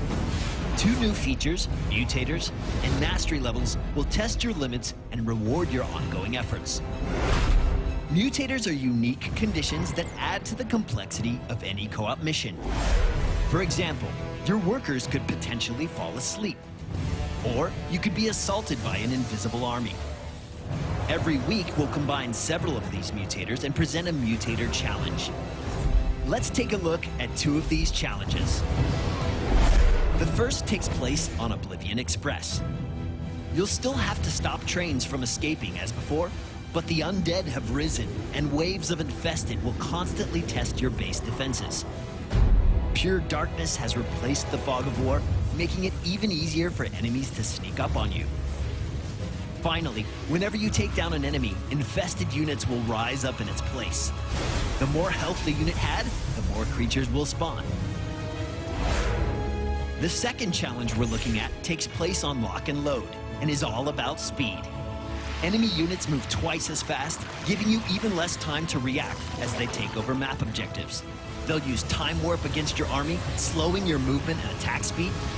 Additionally, mag mines are scattered all over the map, promising to bring an explosive death to a careless army. The second addition to co-op missions is mastery levels. All experience you earn on a maxed out commander will go towards gaining up to 90 mastery levels. Each mastery level grants you a point which can be spent to strengthen units and abilities across all commanders. We're excited to bring mutators and mastery levels to co-op missions, and we look forward to hearing your thoughts. Do you have a cool idea for a future mutator? Let us know in the comments about any you come up with. Thanks for watching, and we'll see you soon.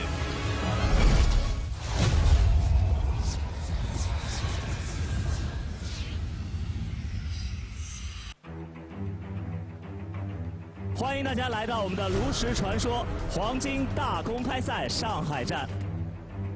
我们呢比较喜欢炉石这个游戏啊，我们都是炉石的忠实爱好者，也是暴雪的粉丝。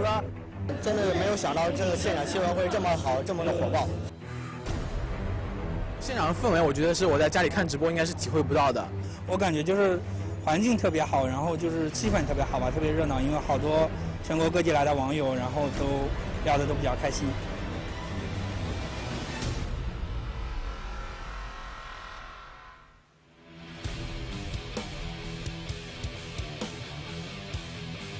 这两个炸弹肯定都没了。哇，流光了！是不是七七？哇！等于就是感觉这个乱都换成水弹。哇，这个砰砰真的是。So hi, my name is Arnold, and today I'm here to talk about the art style of Overwatch and some of the inspiration behind the game.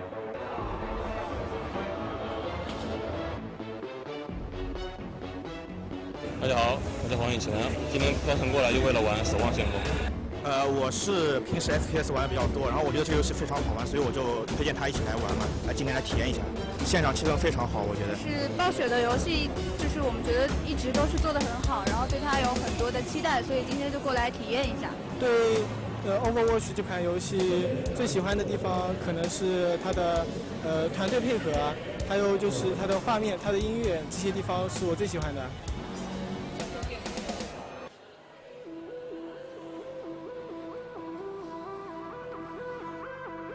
这里又是70号开出了大招战后路径，来看一下亚洲主神已经是击中一枪，一枪爆头，就已经有大招了。哇！对，非常漂亮。又是一个爆头，我应该要开大招，给了一个红外线，是一个透视的功能，又是一个爆头。我拿到了黄金卡背，还有很多喜欢选手合了影吧，然后也感受就是现场这种氛围，所以就对我第一次来应该还是挺高兴的。就是我第一次来参加比赛，是没有发挥出自己的水平，并且对手的实力也真的是非常的强悍，都是。最后的挣扎了。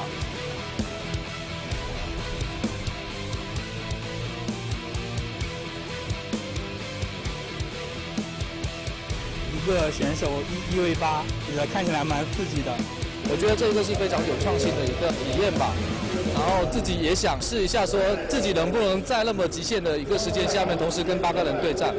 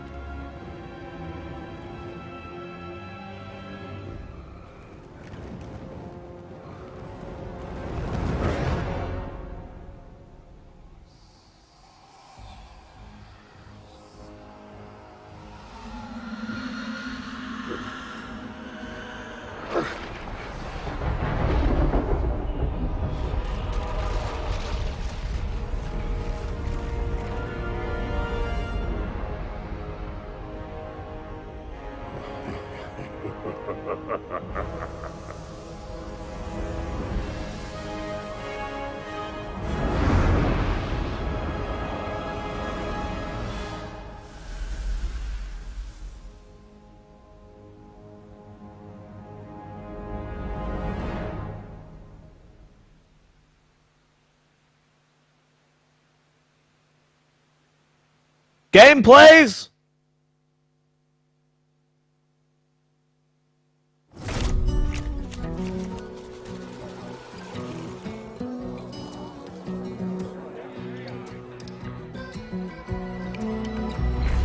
靠近温暖的炉石，听我来讲个故事。沉寂千年的恶魔在无边黑暗中复活，邪恶力量熄灭希望之火。他们的声音充满剧毒，听上一句就将万劫不复。随你闭门祷告，随你祈求哀嚎，这致命的诅咒无人能逃。快搓搓温暖的炉石，这只是一个故事，上古之神的故事。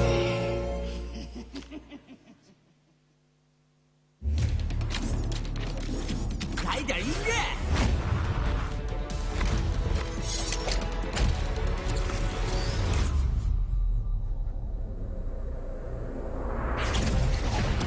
我们是决心，我们是正义，我们是勇气，我们是守望先锋。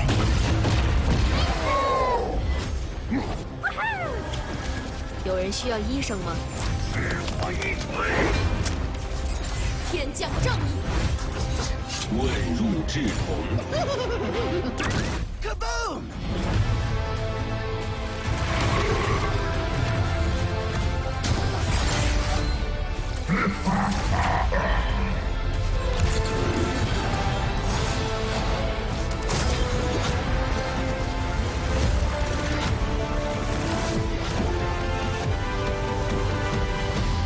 这个世界需要更多的英雄。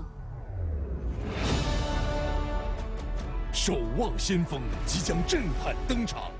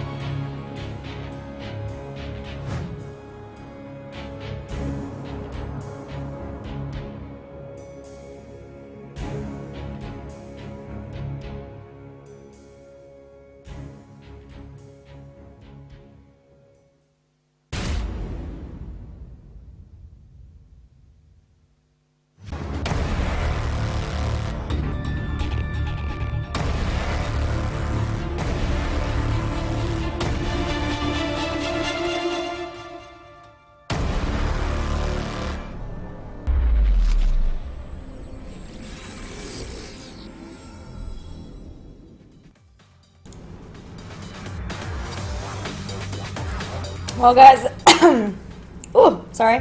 I have bad news and I have good news. The bad news is I am out of potatoes. The good news is we're in game. Rex. Oh, I forgot there was a boss trade going on. And yeah, eStar has 16 plus the Sylvanas. Where's the Sylvanas at, though? She's clearing mid. Oh, that was MV like defending. Okay, sorry. Getting my grasp on where we're at in this game. Yeah, it's a little bit confusing. I think some of it must have played, because I don't remember them having 16. No. Where are we at? Okay, that's Cannoneer at level 13. So, basic attacks for Li Ming. Double bombs. Bouncy dust, oh yes. The dream. That's like my favorite talent. NCC trying to zone. This is going to be a curse here for eStar. And yeah, they're not going to be able to get in range to interrupt this. Chain Lightning not connecting there. That's going to be a very easy curse. I mean, Black on the back foot now. Kyocha very far forward. Has one of his phase shifts down. Sign has to be careful as well. They still don't have 16. Nice dodge on the Stormbolt from Sign. But this is a curse, and it's only keep standing from Enemy Black. eStar are going to be trying to get one of those keeps. Enemy Black can live through this without losing a keep while being in an okay spot. Yeah, that is the goal for sure. And eStar not finding somebody, MVP playing very, very passively there, not being able to get more than the towers at this point. Zeratul is going to rotate around to the side, and they're trying to get what they can out of this curse, but MVP is doing such a good job of doing this. And with this pick now, too, Sundering comes out. Murden is eliminated. Zhao Ti could be in trouble. Blinks away. Has to use the Void Prison just to get out. The chase is on for Brightwing. And with the Force Wall, they should be able to get her. No Blink Heal to save the day there. And Xingxi and Toomey will get out, as will Zhao Ti. But still, off of that, that's exactly what MVP Black needed to do to be able to sustain now through this curse. Interesting to see the grenade talent at 16. I believe it just makes it do 5% of the maximum health damage of the target. Yeah, Titan Grenade. Not a talent we see too much. Usually it's a single target damage. Really want to point out something cool that Kyocha did in that fight. He used his phase shift despite being full health, not any damage, to get the movement speed buff to catch up to Brightwing, and that force wall helped them catch her. So just really cool aggressive play coming out from Kyocha that led to a kill. Also, Echo Pedal was the pickup at 16 for ETC. It's not something you see normally, but they know that eStar is struggling with being able to mitigate the damage that MVP Black can put out because they do just have the Brightwing with 3 swishy heroes. So I like that they've got that extra damage. They're just doing as much damage as possible, hoping that somebody will die because Brightwing can't keep them alive. And that is why we see the bouncy dust, is Brightwing is trying to share the shield dust around, even though, with Tychus, it's not like a ton, ability damage isn't the big deal, but they're just trying to share the bouncy dust, or the shield dust, if they can, but still, it's been the constant theme throughout here, is whether or not they can take someone out, they can burn someone down really fast before they all die, because they do just have that Brightwing. So a pretty solid position for MVP Black to be in, though. They did not take any serious damage from that curse. They're even on kills. So not in a necessarily really bad spot. We'll see how they plan on trying to catch up, as it is 18 versus 19. And if you look at the boss timers, if Kyocha dies here, this is actually really bad. Was the other arrow used there? No, it wasn't. Kyocha is so low, he's not going to end up going down. Nice job staying alive there. But if you look at the boss timers, I think top right was up in like 40 seconds, which means they'll have their boss. They'll have 20 when the bosses are being contested.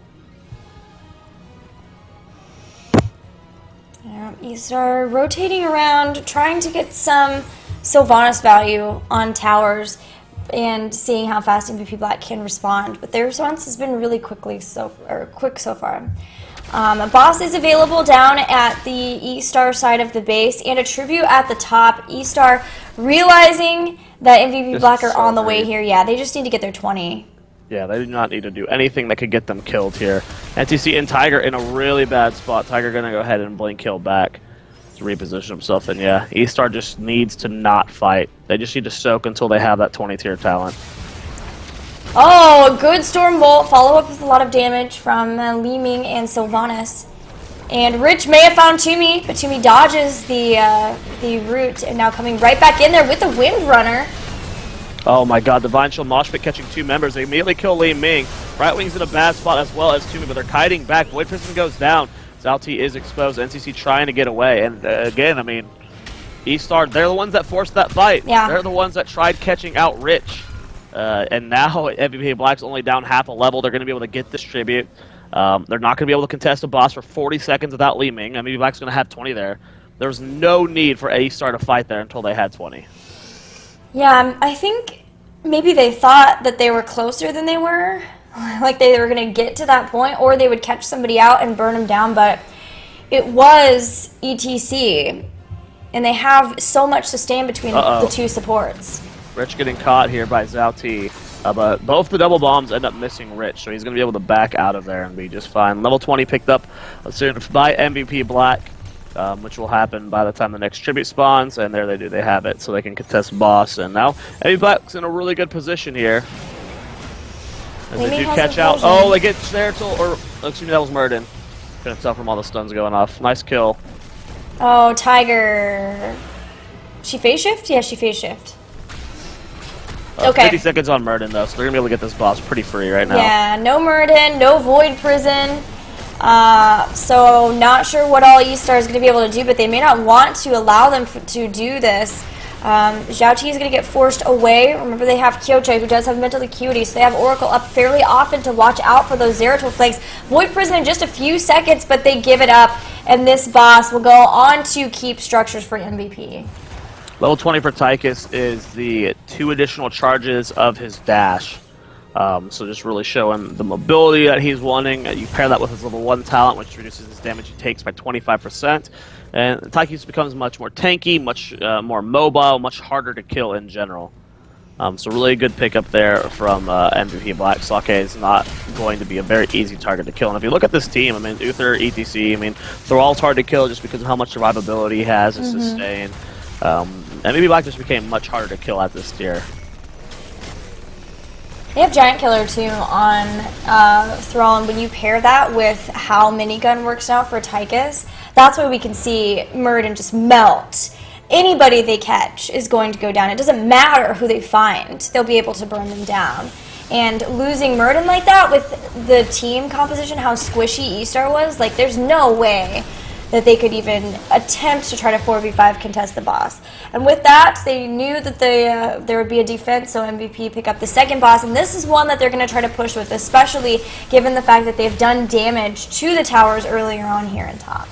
Yeah, I'm really curious of how many stacks of In the Rhythm Tychus has, because that could just make his damage so much better, and of course, like you said, whenever he is focusing down Murden, I believe it's 2% of maximum health per auto. While the trade is activated, so that's... Yeah. Zhao Ti just barely getting out of there. They're going to have to reposition himself. Wailing Arrow was used. Yeah. Only heroic down right now. It was a really, really good Wailing Arrow. It hit like everybody to save Zhao Ti, but still, nobody is safe with getting caught. Avatar's been popped. Nitro's trying to get his team in there now to take someone down. The boss is on core, but almost down. Rich is in there. A Void Prison hits 3 people, but not before losing Zhao Ti. Zhao Ti is going to fall. The boss has gone down as well. And I don't think they can contest this anymore. They're going to go ahead and back on out of here. And they're going to be able to escape without losing any lives. And they're going to get themselves a curse, Gilly. Wow. They do have bruisers pushing against their mid keep, but still with 1 keep down for eStar, that's now a winning point in the future with the future bosses, but we may even see MVP win before that, as eStar are going to have a lot of trouble trying to defend both of these remaining keeps from MVP, especially if Sign bolts in like that with a Divine Shield hitting him and then to a mosh pit, and they've already taken out 1 person. Tiger barely getting away. Only 3 people here to defend versus MVP Black. Yeah, this is going to be a tough hole. That's only Li Ming as their damage dealer, and they're just about to lose Murden. 5 versus 2 available. They're still going for the keep. I feel like they can just go core at this point, and yeah, they are going to go for it. Really decisive victory here. This is like Tychus' first competitive win in oh my gosh. How long? Since beta? Maybe alpha? It's been a long time. They just wreck anybody. Hero damage. Tychus, 20k lower than Thrall. Which makes sense, but that's not really his value. He's not going to have good, just consistent AoE damage. He's not going to be like keeping up with the Thrall Kael'thas. What the Tychus pick is for is melting the front line. That, you know, whenever Murd is overextended, when any hero is overextended, it doesn't necessarily have to be tanks. People will look at talents and stuff that do percentage based off HP, and they're like, oh, that's tank burner. Well, also just chunks anyone else. So, well, despite Tychus not having as much damage as Thrall, I mean, there was many moments in this game where Tychus just melted like 1 target by himself. Darkstorm says Tychus had another win from MVP Black during Super League. Oh, okay.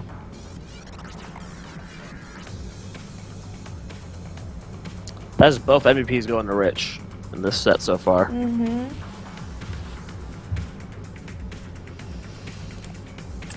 I feel like ETC should have gotten the MVP this game. Get some pretty sick moshes. Yeah. But a lot thanks to the Divine Shield too, and keeping him from getting hit by Wave of Force.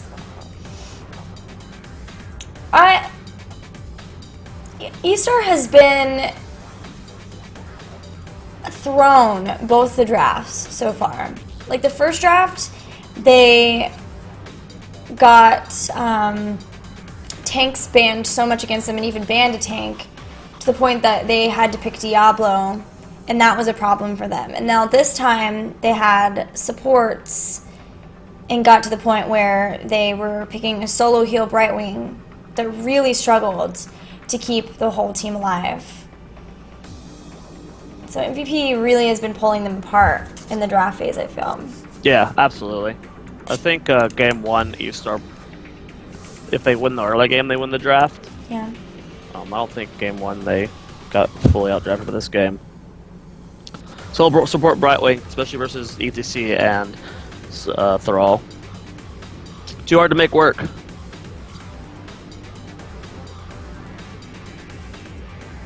Well, we just had a really long break. Now we're going to have another one waiting for the draft of the third game. Yep.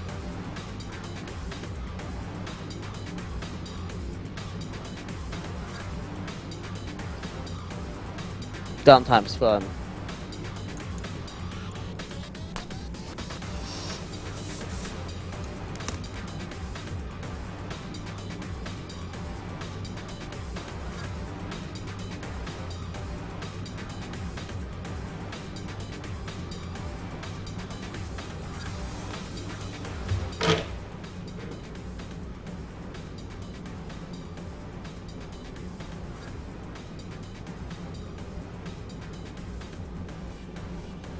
Oh, I can't zoom it in anymore. I've got a Doge cam going on.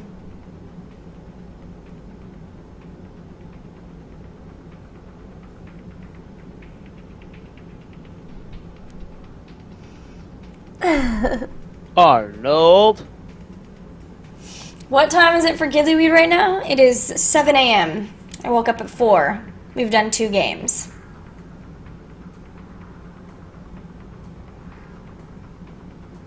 But if MVP can just win this next one, then we will take a 20-minute break. And then I have our next set. Which hopefully will be a little closer.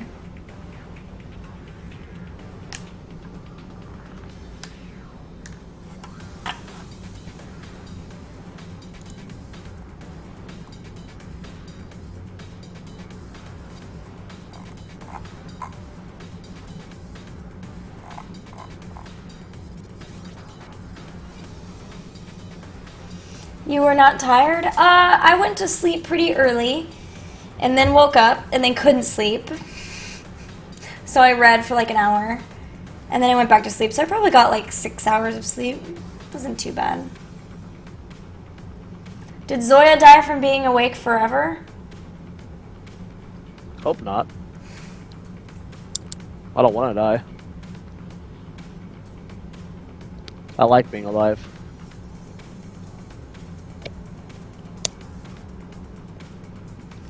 Reading anything good? Yes, actually. I've been reading the Bern Saga, B-E-R-N, which is mollified. If you've read Wool by Hugh Howey, which is an amazing series, like one of my favorite sci-fi of all time. If you've read that, then it's by the same author. He's a really good author. Red Rum, the Burbank casters have not been announced, but hopefully that'd be cool. Bertie Sanders autobiography? No, not so much. I don't like reading nonfiction. There's like one nonfiction book I've ever liked, and that's The Art of Learning. You should read both series by Brent Weeks. Add that to your list. What is it? Is it sci-fi? Is it fantasy? Is it mystery?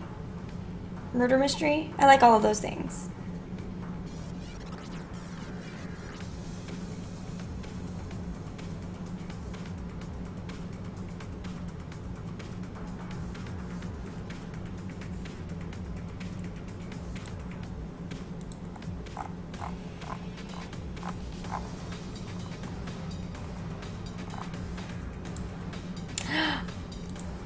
Fantasy.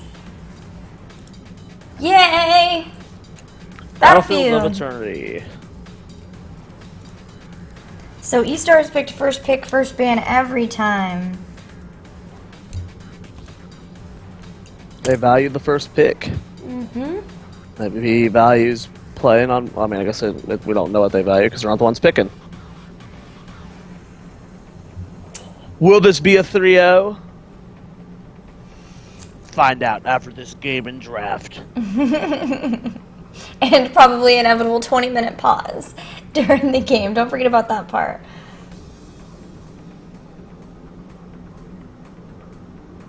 Well, will we see another Falstad ban?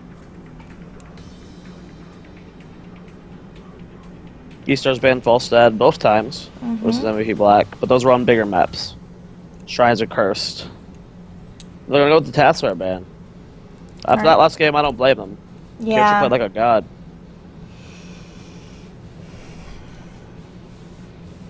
Alright, so we're on Battlefield. Sylvanas has been really important to Gold League in the past on this battleground. Also Tyrande, because of Hunter's Mark on the Immortals.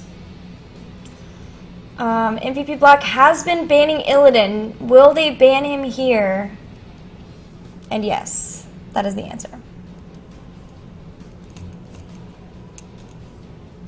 Here we go with the first pick. A lot of things up for grabs. Kael'thas is there. Sylvanas, Tyrande. They first picked Muradin last time. Not sure how that worked out for them. Yeah, I don't understand the Muradin first pick. I really think that they felt so wrecked by the Warriors before. Okay, so Greymane. I mean, his siege damage is just uncontestable on this map. His versatility as a hero. Zonia can keep up with the siege, but not as heavily prioritized in the current meta. Maybe Black with the next two picks. Will we see the Sylvanas? Especially Sylvanas Zonia here. Based on what maybe Black's been picking. They're really liking the Thrall today. Yeah.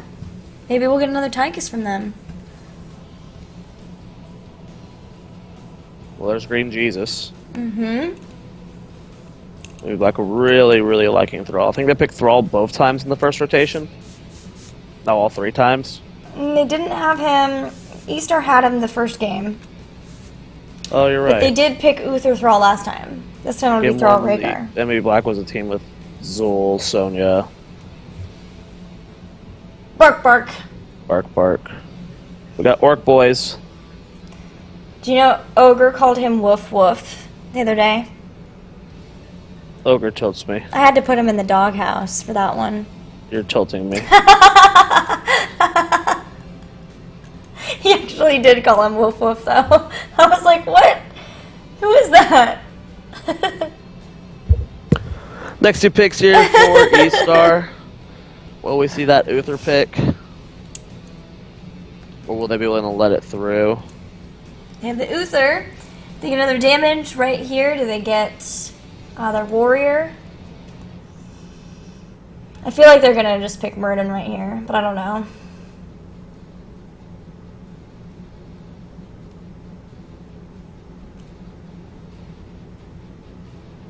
Yeah. They're like, enough is enough. You will stop banning us out of these roles. Pretty standard draft so far from eStar.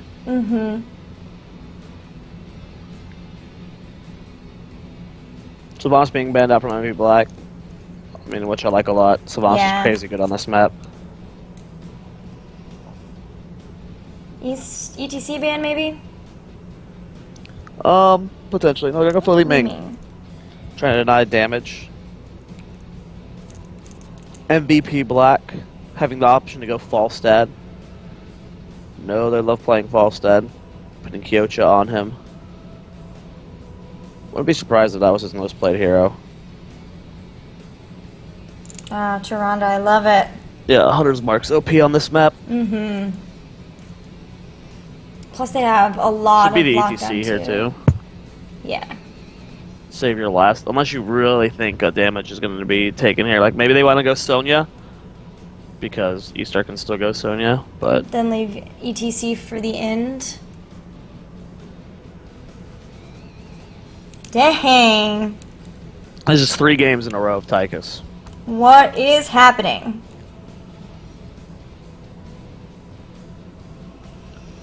Meta shift, boys.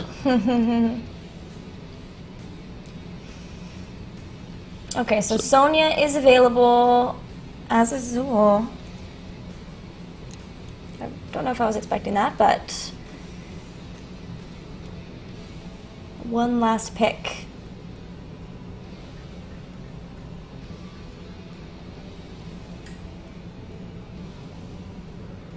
It's crazy to me the difference in priority for Kael'thas here.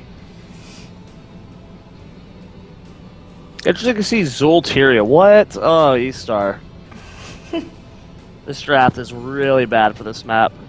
They have very little siege damage. Zul's good push, but he's not good single target siege. He's not going to be able to win the Immortal. Greymane enough versus Tyrande, Tychus, Thrall. They gotta win the fight. They have to go for the fight. They have to win the fight, but we've seen that kind of style just struggles on this map. I think MVP Black just one-sidedly won this draft. Like, very one-sidedly. It is very hard for eStar to win any Immortal phase without getting significant amount of kills. Well, what's the plan? Are they doing something crazy? Is it like a haymaker? Or maybe judgment? No. There's no way. I mean, Haymaker's a possibility, but Oh, I would have loved Artanis.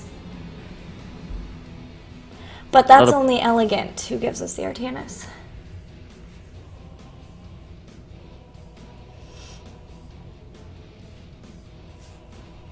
I don't know. I think this is like another game where MVP Black just one-sidedly won the draft. Mm-hmm. Like, they have to win fights, and they have so little actual damage in team fights with just Zul. Greymane as their only damage. Greymane is not good at just like right in the current play style. This is a nerf of the cocktail. He's not good sustained damage. He's good at securing kills. He's good burst damage. When the only other damage on your team is the Zul, who can, I don't know. This draft is really bad for eStar. MVP Black one-sidedly won this. Yeah, they'll want to get to 10 without losing too much, but my worry is they lose the first Immortal so hard that MVP Black takes down so much that they get ahead in experience, and then with the second Immortal, they'll win it because eStar won't have 10 yet. MVP Black will be able to dominate with that one, and then if eStar doesn't have the heroic abilities by that, like, there is a real chance, and it's something that you sometimes see on Battlefield of Eternity, where a team can win off of getting their heroics and the second Immortal so handily at the same time, and their opponents get so far behind that they just, like, they have no way of coming back. Yeah, I mean, with double support on the MVP Black too, how do they secure kills? Like, they would have to catch someone so far out of position. I don't know. You could see it in MVP Black's face. They feel confident in this draft. Well, they've got Zhao Ti back on a warrior for this game. He'll be playing Murden, and Naicha is going to be on Tyrael. We'll see how this is going to go. I hope that they've got something crazy.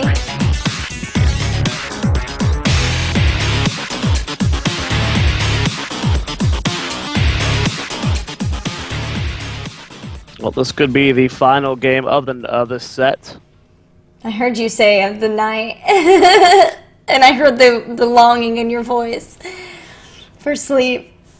Here's eStar in the blue, down 0-2 in this best of 5 with Naicha playing Tyrael, Toomey on Greymane, Xingxi. Actually, that's Xingxi on Greymane, so Toomey must be playing Zul, Zhao Ti on Murden, and Tiger will be playing Uther. And in the red with MVP Black, Kyocho will be playing Tyrande, Sake on Tychus, Rich playing Thrall, Merryday on Rhaegar, and Sign playing ETC.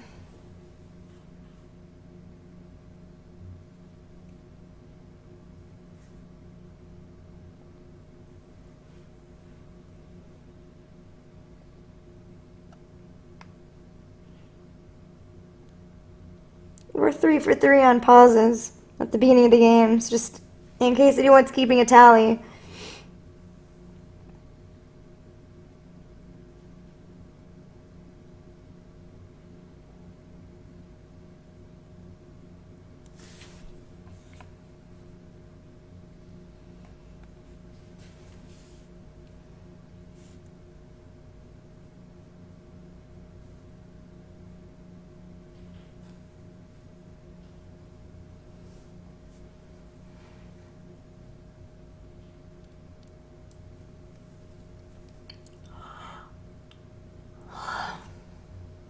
You need to quit that shit, Missy. Dude, this sucks. Lame. Your yawning is gonna kill me. Self-control, ma'am.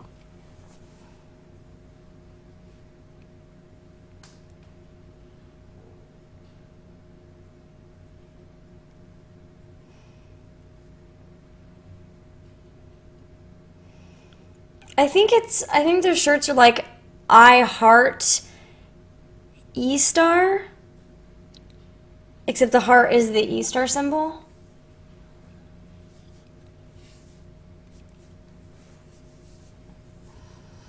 Yeah, this isn't even our last series either, guys. We have a full best of 5 after this, full of great things like pauses, breaks before draft. The last one, though, is actually pretty fast, the break before the draft.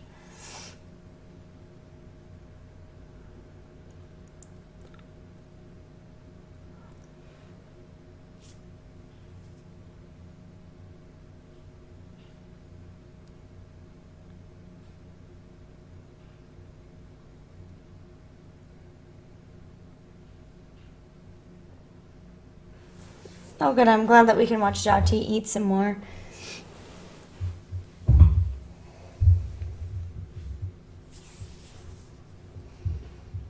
I think people in chat, right? It's gotta be like some, either what they said, the nut thing, or some form of nicotine. Are the nuts like something that you chew on for a long time? I don't know. Or do you just like continually eat them? I do not know.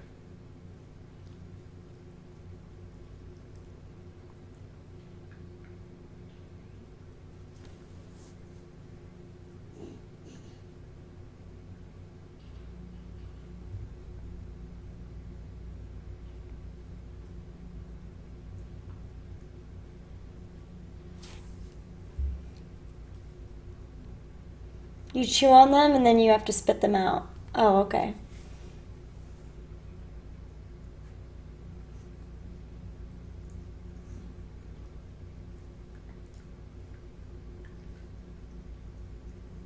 If we take a really long break again, I'm taking a nap.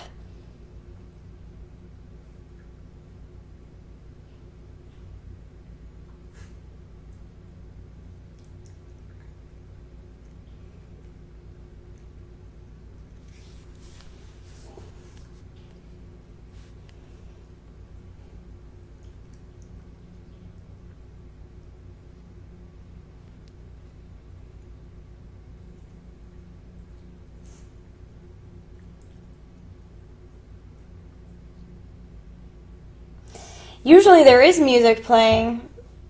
No one. I don't know why it's so quiet.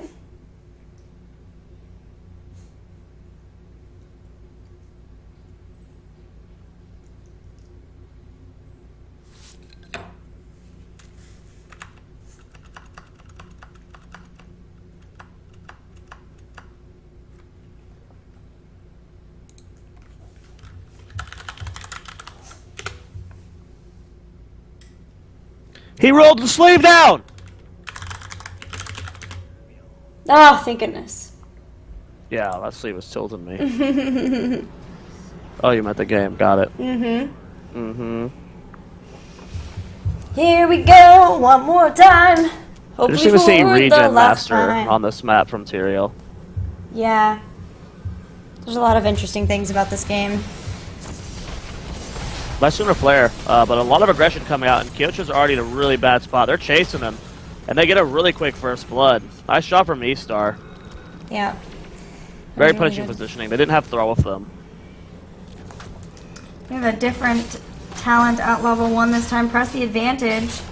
So we won't have the resistance that comes out from Shrug It Off. Instead, Run and Gun increases your basic attack range by 25% for 4 seconds.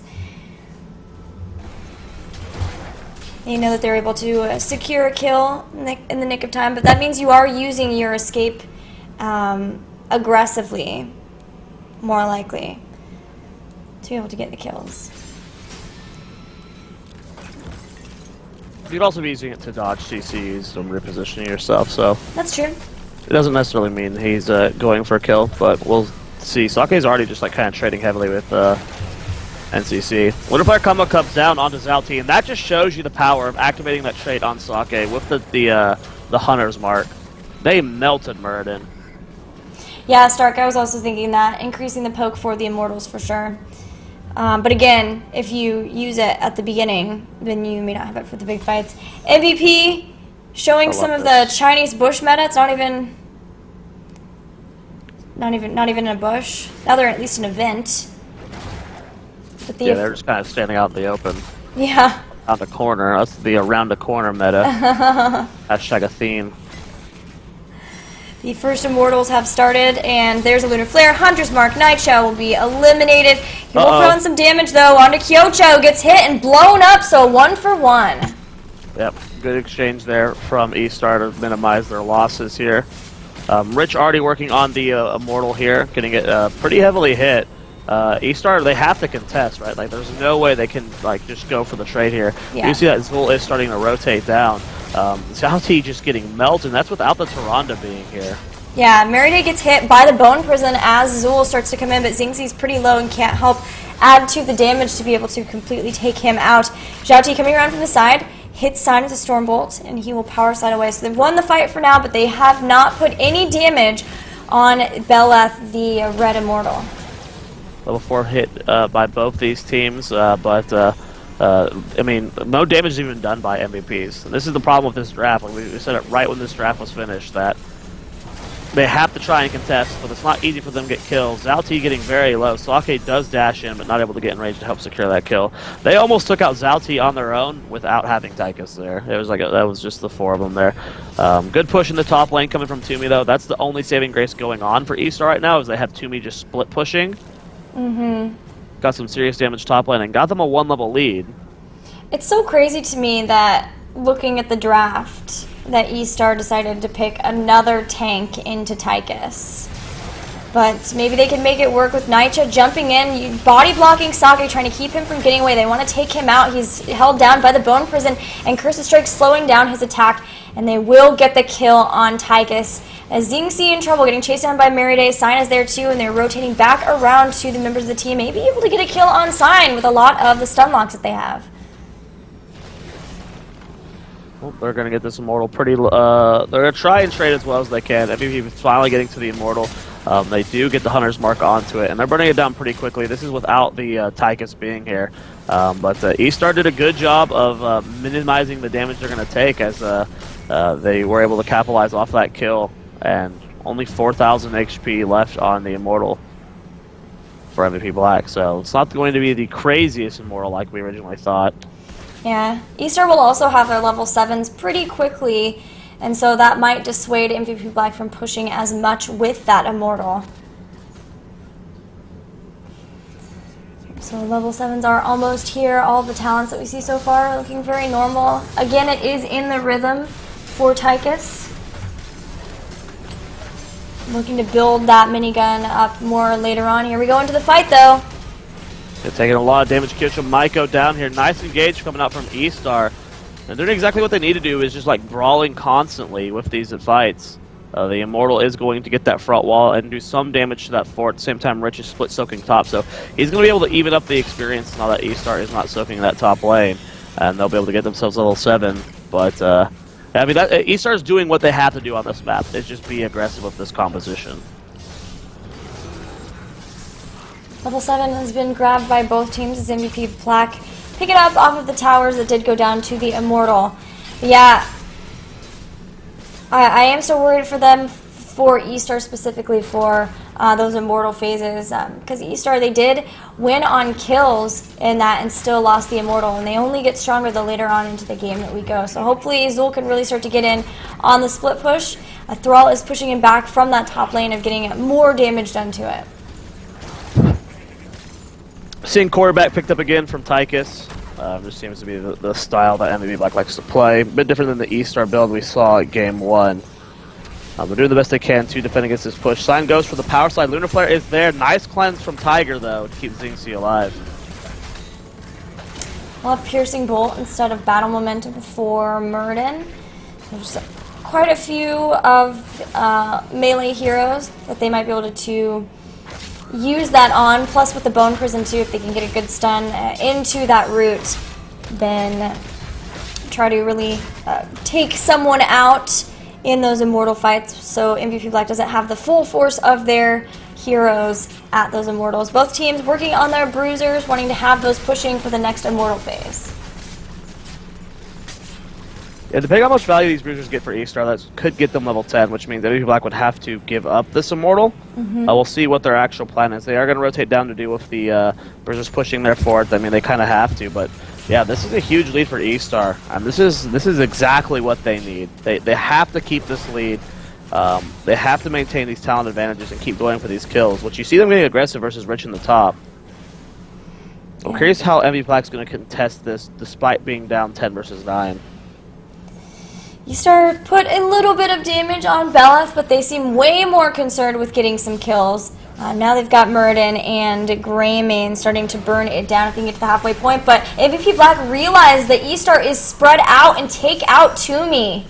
Yeah, that's exactly what they needed to kind of force this situation here. The split has begun for the Immortals. Pretty big advantage here for eStar. MVP Black still doesn't have that level 10. It's going to be pretty tough for them if they go up against a full health Immortal.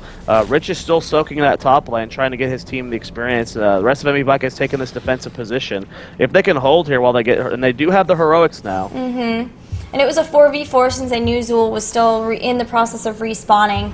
Now he's headed back. Thrall starting to work on bringing down Alarian. The rest of MVP Black are watching Beleth to see if they can catch somebody out right here, and the fight can be commencing. They've pushed Rich off. Immortal's taking some damage. About a half health lead here for eStar. Good defensive position, and they catch out the Tyrael. Nice. Not going to be able to get too much damage. Oh, there we go. Goes down. There's the Starfall Sanctification follow-up. And there's some stuns. They need to be careful about engaging underneath that Immortal because there are a lot of stuns there. Divine Shield is used just to get Greymane out of the fight. Naicha and Xingxi fairly low in health, as is Zhao Ti, and they're having trouble with the Draken Laser Drill. They're going to have to just wait it out and go back, be defensive, soak the lanes. But a lot of heroics were used on both sides. They still have Go for the Throat, but Mosh Pit and Ancestral Healing are both still available for MVP Black 2, and that's still pretty scary for eStar. The nice thing is that they are winning the Immortal health bar at least. Yeah, Sign in a position to just defensively ward off eStar from this point. eStar trying to soak, but this is just the advantage that MVP Black has with this comp. Xingxi goes for the point. He's very far forward. They have to be careful. Sign looking for the flank, gets the power slide in. There's that Mosh Pit. I believe I saw a cleanse on top of it. Ancestral not in time. Tyrael is going to fall in this fight. Suddenly it's a 5 versus 4. MVP Black still has to maintain this defensive posture, but they can rotate one person up to at least work on the Immortal. It was interesting, like, shot calling and decision making from eStar to send their one person in, and Greymane But they now have Tychus up top. eStar realizing, seeing that the health bar is going down, they know that it is a 4v4 right around here. They still have their support. Tyrael starting to come back.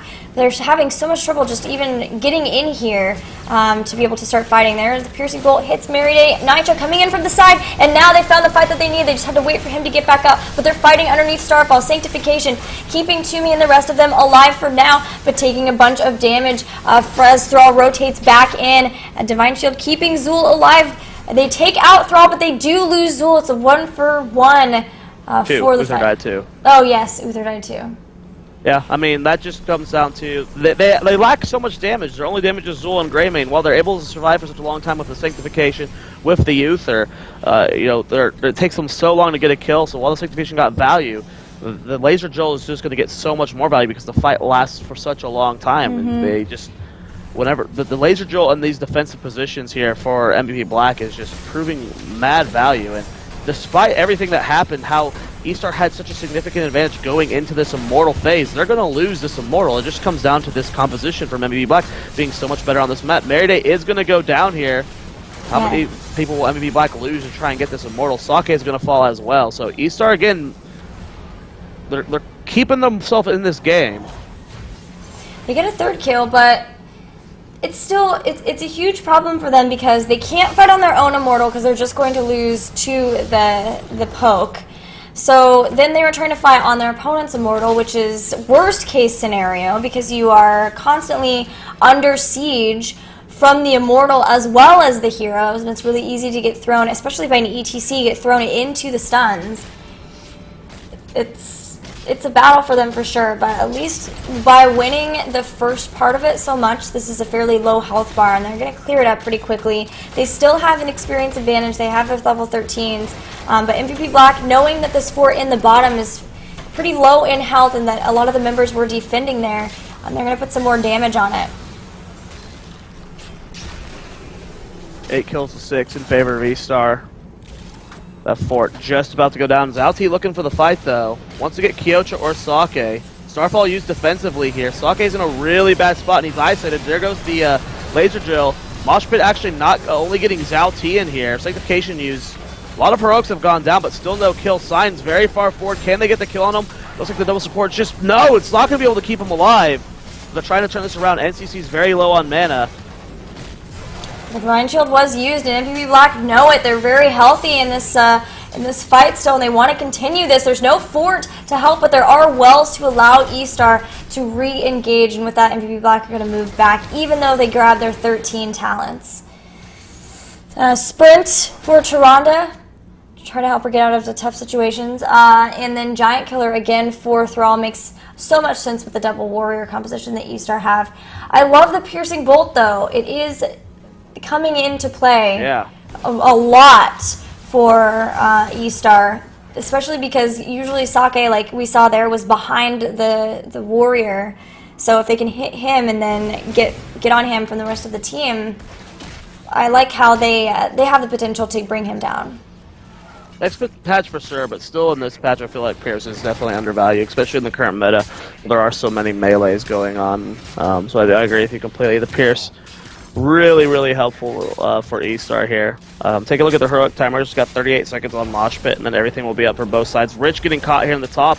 These are the plays that eStar has to make to be able to win this game, is just get these kills right as an Immortal phase is happening. Yeah, the last time was that they had their heroic abilities earlier, which let them get into a better position. This time, they have Rich down for 20-some seconds, and these death timers are only getting longer. The Observer is pointing out Decrepify, which is a slow on Zool. I wish they would put those away, though, so that we can see what's happening. Sanctification is used. Ancestral Healing keeps Kyocha alive, and MVP have the Draken Laser Drill, which is really starting to take down Zhao Ti's health bar with the Piercing Bolt. Once again, coming in, Sake's in trouble. He jumps in, and there it was. And Sake will get eliminated, and now Body Block's on sign. He gets a huge mosh pit, though, but there's not a lot of follow-up here. Yeah, throw out Tychus there, and you're not going to be able to get that kill. MVP Black he's starting with about a full level lead right now. MVP Sign might go down. The Sun Ring comes in. Can they get a turnaround kill on the Tiger? Oh, no. Very far deep, and eStar, having such a significant advantage, just kind of just threw it away. They still have done no Immortal damage. They're down Murden for 30 seconds. They've used all of their heroics. They're all very low on mana and health, and now Tychus is about to be back up. Sign on the lookout for when eStar start to rotate in on these Immortals. Yeah, there's not very much damage done at all to MVP Black's Immortal. Xingxi is still trying to jump in. They're trying to at least take them down where they can, knowing that Sake is just now starting to rotate in. But this is a 4v5 for a few more seconds, and Muradin still has to rotate back up here. eStar have experience advantage. They could try to get a fight once they get those 16s, and Muradin is back in. That's such a huge health lead here for MVP Black. But the problem is it's going to be 16 versus 15. We're going to have a little bit more difficulty in contesting this next point. But we did see them contest earlier down talent tiers. But eStar getting a really big head start right now as everyone from MVP Black just went back. eStar might actually be able to win this. They just burned it so much slower. MVP Black was able to back and still get here in time by the time I got the health HP. They need to force the fight now, though. Sign's looking for the engage. Doesn't have Mosh Pit up for 30 more seconds, but they are able to force eStar off. But now eStar has those 16 tier talents. Yeah, there's 16. Blood for blood. The pickup of Tyrael, so no holy ground. Instead, wanting to help with the single target damage. Also self-sustain. Amplified damage will help out so much for them. They need that. But oh no, Greymane gets hit. Xingxi still does not get hit by the Lunar Flare though too. Divine Shield helping him, helping the team even continue into the fight. But MVP Black have had eStar use a lot of abilities and haven't lost anybody. Yeah, a lot of heroics down for MVP Black. Only Mosh Pit remaining, as well as Ancestral, Sanctification, and Go for the Throat. Avatar still up for eStar. They're still looking to contest this point. Still 15 versus 16, but despite the advantage eStar has in talents, it's so hard for them to win these points. They're slowly starting to will it down, though. Sign going to be looking for the Mosh Pit. Gets the knockback on the Zalti, just trying to force them back. I'm curious with the Zul, you pointed out the slow on the Q. I'm curious if we'll see the healing reduction at 20 now because of that. Yeah, I mean, they do have a double support, so it would nerf, and when you see it, it's a lot of times versus Rhaegar specifically because of the ancestral healing. So I'm wondering that too. But usually when you have it too, you'll see the deaths reach quite a bit. Yeah, that's right. To increase the range. Well, MVP Black does finally have 16. So they are going to be... Immediately, eStar takes the defensive posture. The moment that happens, they just took an instant shift in the dynamic of this game. They're going to be trying to find a way to force this fight. Still a very even game right now. But eStar, they're struggling to find a way to force the fight.